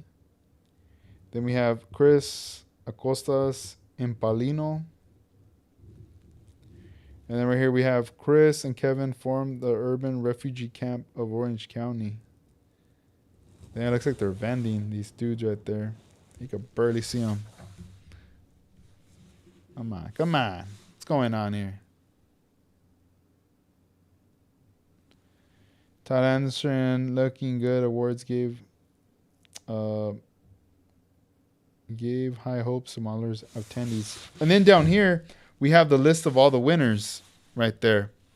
So let's see. Let's take a look at the list, because I see Jerry Fuentes, Mike Diaz. Diaz was the one we just read the article real quick.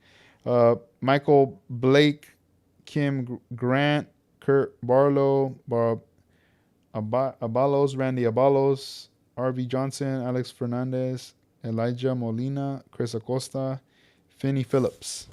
All right, cool. So let's take a look now at the colored side of the magazine.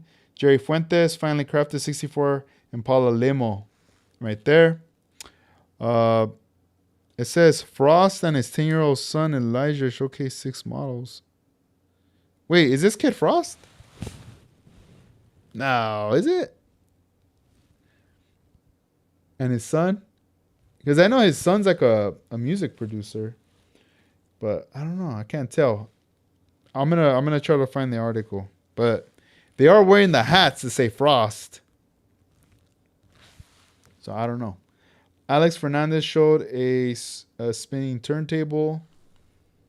We also have the hopping contest, saw engineering feats like Jerry Fuentes swing axle 64 Impala hopper.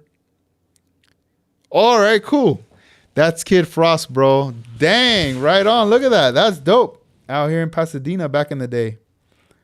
All right. Cool.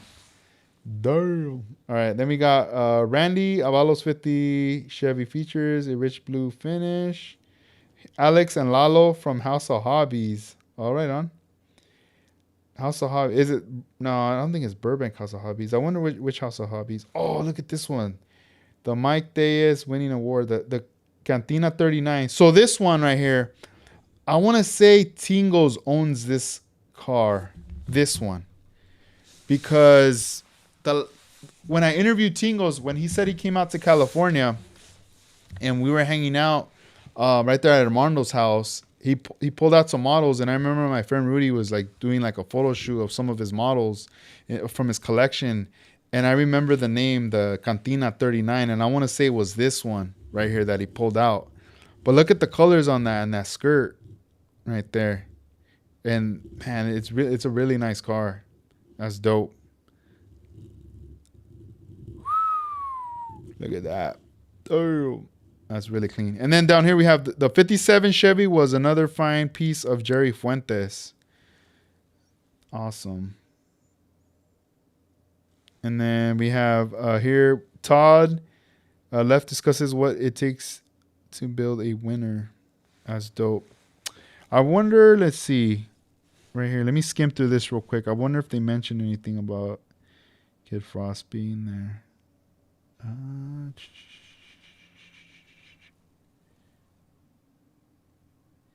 Yeah, I don't think it says anything right here. Yeah, it's just that part right there. But that's pretty cool. It says 10-year-old son and Elijah showcase 6. So they came out with 6 models. That's cool.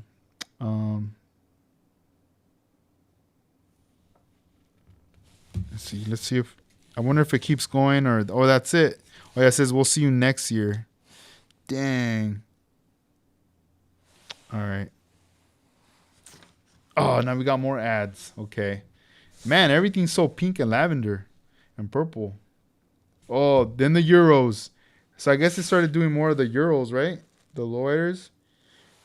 All right, I got these two right here. Did I ever get this one? I don't know. I feel like I got this one and then something happened. Here, let me check. I have to check now. I gotta pull out the box. Do I have that one?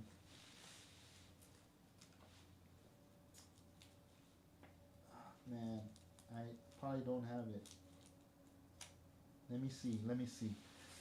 Let me pull out the stack of what I have. What I don't have. All right. I gotta know. All right, hold on.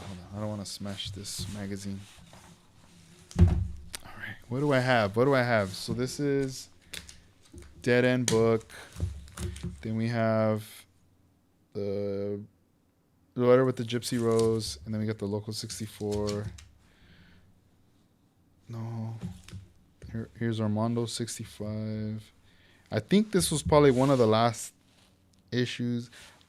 Danny D painted this card. I wanted to make sure I would get this issue. I got this one because in this magazine, was it this one or this one? I think this one featured Jeffries. Because it featured mostly, there it is. It featured cars, but they actually had Jeffries in here, and I thought that was cool. It was almost like it reminded me of them going back to paying some homage, or not paying homage, but like at least showcasing some of the miniature stuff, right? But man, and then this one, I think it has down to scale in their. Let me see.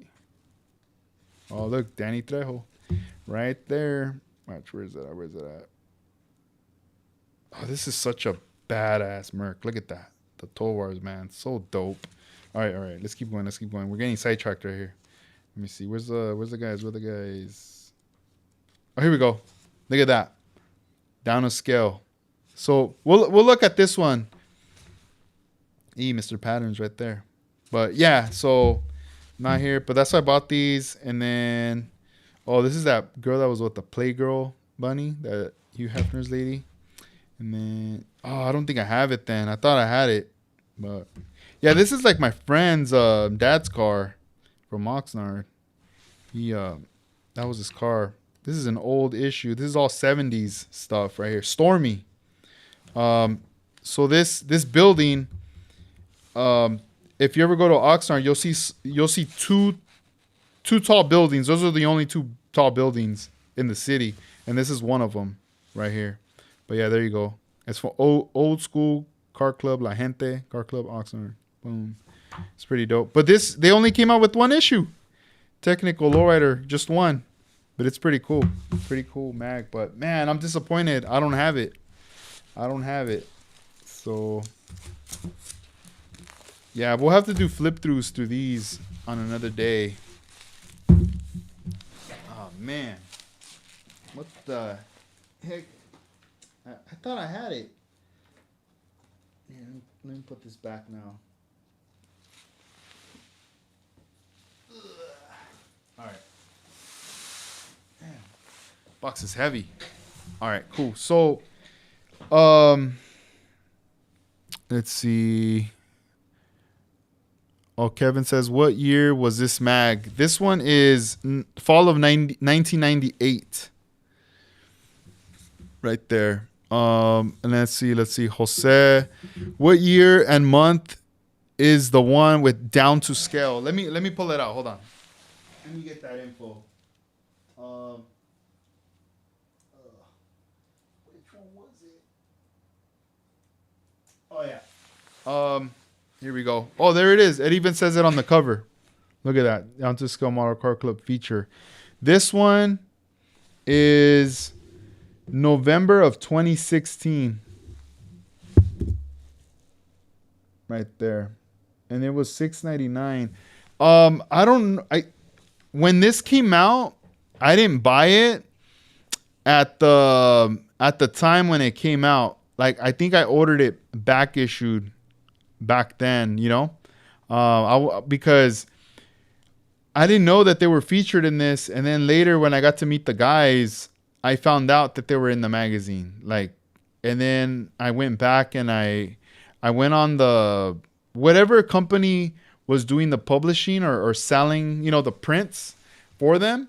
And I bought it. What I like is the spine. It's still like, it's like a solid spine. So it's not like stapled or anything. And even the paper quality is still pretty good in the book.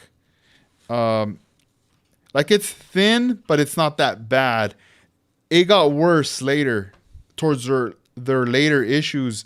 They started doing the staple on the side, but the pages are so thin. Like, so thin that when you're looking through it and you're looking at a page, you could see what's already on the back. Like, it's too transparent. And that's where I felt like the quality had gone down. And then it got sold again, and then that was it. They stopped printing the magazine.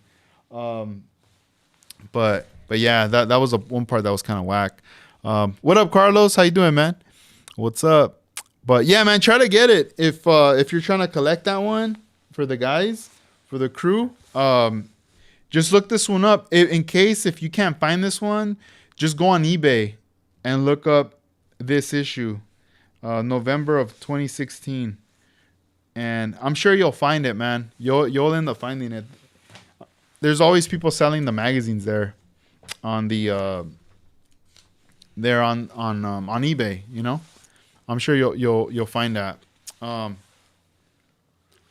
And let's see. So hot hoppers. So in this one, let's see. We are always on the lookout for hydraulic hoppers with the juice to fly for a couple hours during a photo shoot. And then it says, as you know, there are thousands of plastic switchmasters out there soldering metal parts and trying off T-squares, as well as fully stocked hobby stores packing their own device in neat plastic bags. A hot hopper with lasting power is a good thing. Damn, that looks a trip. All the stuff all stripped right there in the bottom. Nice. Yeah, this one was like hopping like really high. It looks like right there. Dang. Let me see. And then over here we got a photo of a few of the guys. Michael, Richard, and Gabino. The guys from No Color Lines demonstrate the art of model car hopping. Oh, that's dope. Some cool stuff right there. SoCal Classic. This is Armando Avila. Photos by Nathan Trujillo. And let's take a look right here. Let's see on this side. We got the David Anthony Garcia's 58 Oldswagen was a first class custom. Jesse Green 63 showed locked up in front. And then over here it says the show presented everything from originals to full on radical customs. Nice. And then down here we have a photograph of seconds after the judges scored the last car. We snapped a celebratory moment. And then Raquel Escobar 70 Monte Carlo up on 3. And then over here we have Frank Fernandez 81 convertible was among the cleaner entries. That's cool. So let's see. This one here, this is once again the SoCal Classic Model Car Show. Is held in Doubletree in Ontario, California, presented by Alan Gonick. The 9th annual model show promised a hot time with some cool models as early as 7 a.m. The vendors and modelers were ready to set up and display their goods. Little red wagons, arms full of boxes, old dollies stacked with merchandise. Enter the vendor's room. That's dope. I'm already like starting to visualize kind of the event right there, you know. Ontario's 9th annual event heats up with lots of cool models. All right. Oh, nice. We got this one here. Look at the hinging on the hood and trunk right there. We got the suicide door. And then over here we have Jose Garcia's 48 tucked was a custom beauty. Oh, that's nice. It's like it almost looks like a butterscotch kind of color with like some orange accents right there, some fades. That's pretty nice.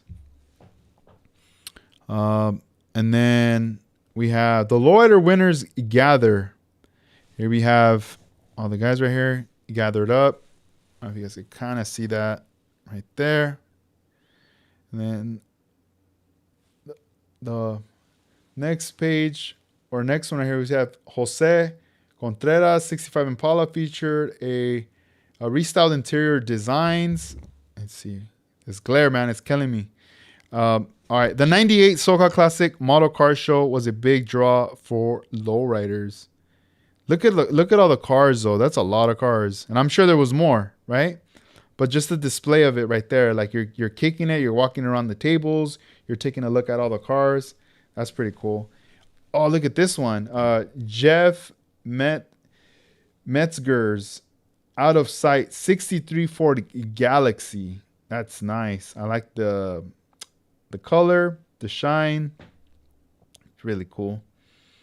And then down here we have Duke's Model Car Club member Alfred Grijalvas showed his mean 61 Impala, which shared the table with other top modelers.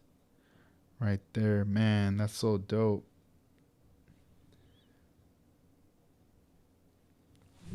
That's cool. Let me check the... Oh, there we go. So that's This is Carlos right there. He says he's right there in the middle with the hat right there. Nice. All right. And then bam. All right, we got more coverage. So we have SoCal Classic. Pete Johnson's Dodge Ram Ferrari walked away with the highest honors. Man, I never seen that Dodge Ram Ferrari. Not many Euros were made, but Chris Berjones showed his 95 BMW, having fun on show day. Chilling. And then David Anthony Garcia's newest resin cast creation in this Slam Astrovan. Okay, so the on the Astrovan, on one of the pages, remember they were talking about the resin, so now we get to see it right here. And then down here, we have Carlos Avalar's Radical 62 Impala was an attraction.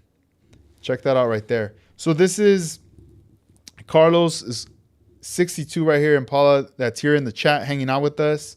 Super nice right here. Love the colors. You got the front clip folding forward, suicide door, suicide trunk, hood open, and just to display, you know, everything you see from the engine, interior, trunk, and undercarriage on display right there on a rotating turntable.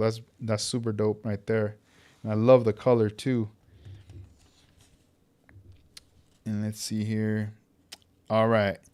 Then over here on this side, we have more coverage of the show. Let's see. It has Ed Nunez from Old School Motorsport Automobile. The 59 Pontiac worth a closer look. Mike Diaz and his wife broke out with an Astrovan resin mold. And then over here we got, it looks like the vendors, the swap meet. Let's see, swap meet was reserved for several vendors. And then Todd Anderson displayed a 124 scale metal models. What? Former model of the year recipient Jose Gonzalez is thinking about retirement. Say it ain't so. Thinking about retirement. That's funny. Armando Flores display detail works for exhibition only. Oh, okay. I've seen this one too of his in person, Armando's. And I have photographs of this car. One day I'll show them. There's a lot of details in there that's pretty cool. The next one is G-Man's two-tone 50 pickup. And then here we go. Let's take a look at the, let me see, let me zoom in. This part right here. Boom. SoCal Classic winners list. The list right here. Lowrider Pre 59, sponsored by Pegasus. 18 entries. First, Carlos Avalar's 53 Ford pickup. We have Lowrider 1960 through 69, sponsored Pegasus Hobbies. And 23 entries. First, Ralph Ramirez 68 Chevy Caprice. Lowrider 1970 to present, sponsored by Pegasus Hobbies. 15 entries. First, Mike Diaz 70 Chevy Monte Carlo. And then for the custom sponsored by SoCal Classic, 25 entries. First was Pete Johnson's 90 Ferrari Ram truck right there. And then down here we have best of. So then there's the show, paint, interior, detail, engine, Bud Anderson Award. That's dope. You guys can see it right there. You guys want to pause it, read it. That's cool. That's so cool. And then we jump into what's Big Kid Enterprises in color. Look at that. Crazy. This is the first time I ever see one of their ads in color. And it looks like not only one page, they did like a whole spread. Man, you could tell it was hot at the time now. From those first ads in the first magazines, they were just a small little half page. Not even a half page. I remember it was more like a quarter page. And then it became half page. And look at this. Now they have 2 pages. And in color. Dang. And some of these don't even have color. Like there wasn't a budget for the color, but there was a budget for this. Crazy. All right. I see. So we got the wire wheels, we got the hopper stuff, more wheels, and then the plaques right here. And then license plate holders, speakers. So many accessories going down. Then all the classic kits right here. All the Impalas. Oh, and that's it. It looks like that's kind of it right here.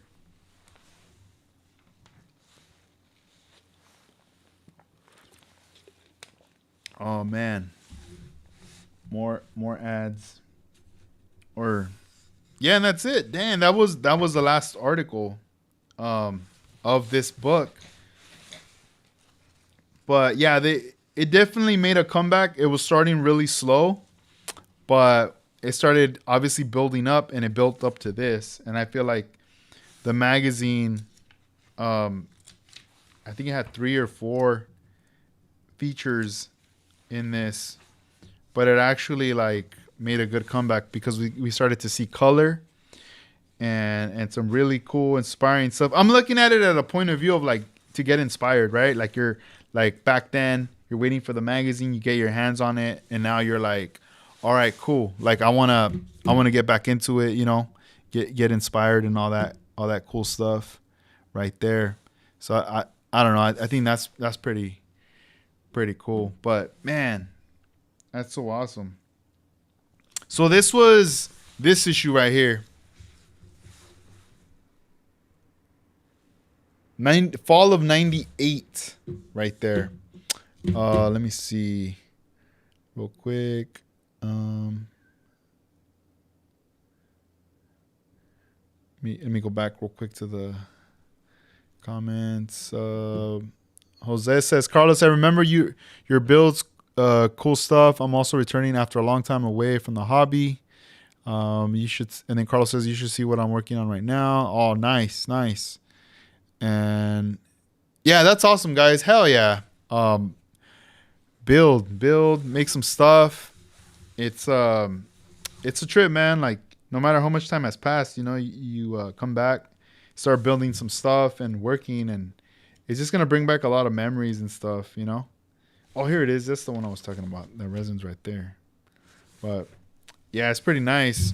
So yeah, next time, like next week sometime, I'll flip through another magazine, and I'll most likely follow up to the other ones that are leading. So this was the fall of '98.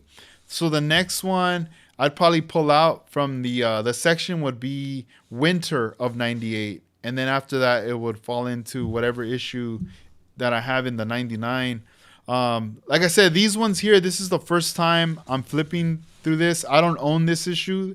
This Armando let me borrow this. This is from his collection. So, this is the first time I'm looking at these photographs and these articles. I have seen some of the cards in other past articles, but as far as newer articles, this is the first time I'm seeing this. And yeah, it should be fun as we go forward with the next ones, but also if you came in late or haven't seen, I did review a different magazine in the beginning. You might want to check that out in the beginning, because we did 2 tonight. We went earlier, first one, second one, but yeah, this is the last one because I gotta get ready. I gotta go to sleep pretty soon. I gotta do it up. But it was fun. It was fun chilling with you guys, chopping it up, going over these books. And next week I'll bust out another one. Maybe I'll do the same. Maybe I'll do a couple, because in the book it's only the half part of it. It's not even like the whole thing, right? So we'll go from there and we'll see what's up. But thank you guys for hanging out. Thank you for chilling right here, and we'll kick it again on the next one. And this Wednesday I'll be doing the podcast 9 p.m. Pacific with Chester, who goes by Bullet 87, the homie from Texas. He's gonna be joining me on this week's podcast episode. So I'll let you guys go. Thank you guys for chilling right here with me, and I'll see you guys next time. All right, you guys have a good night and take care. All right, guys. Peace.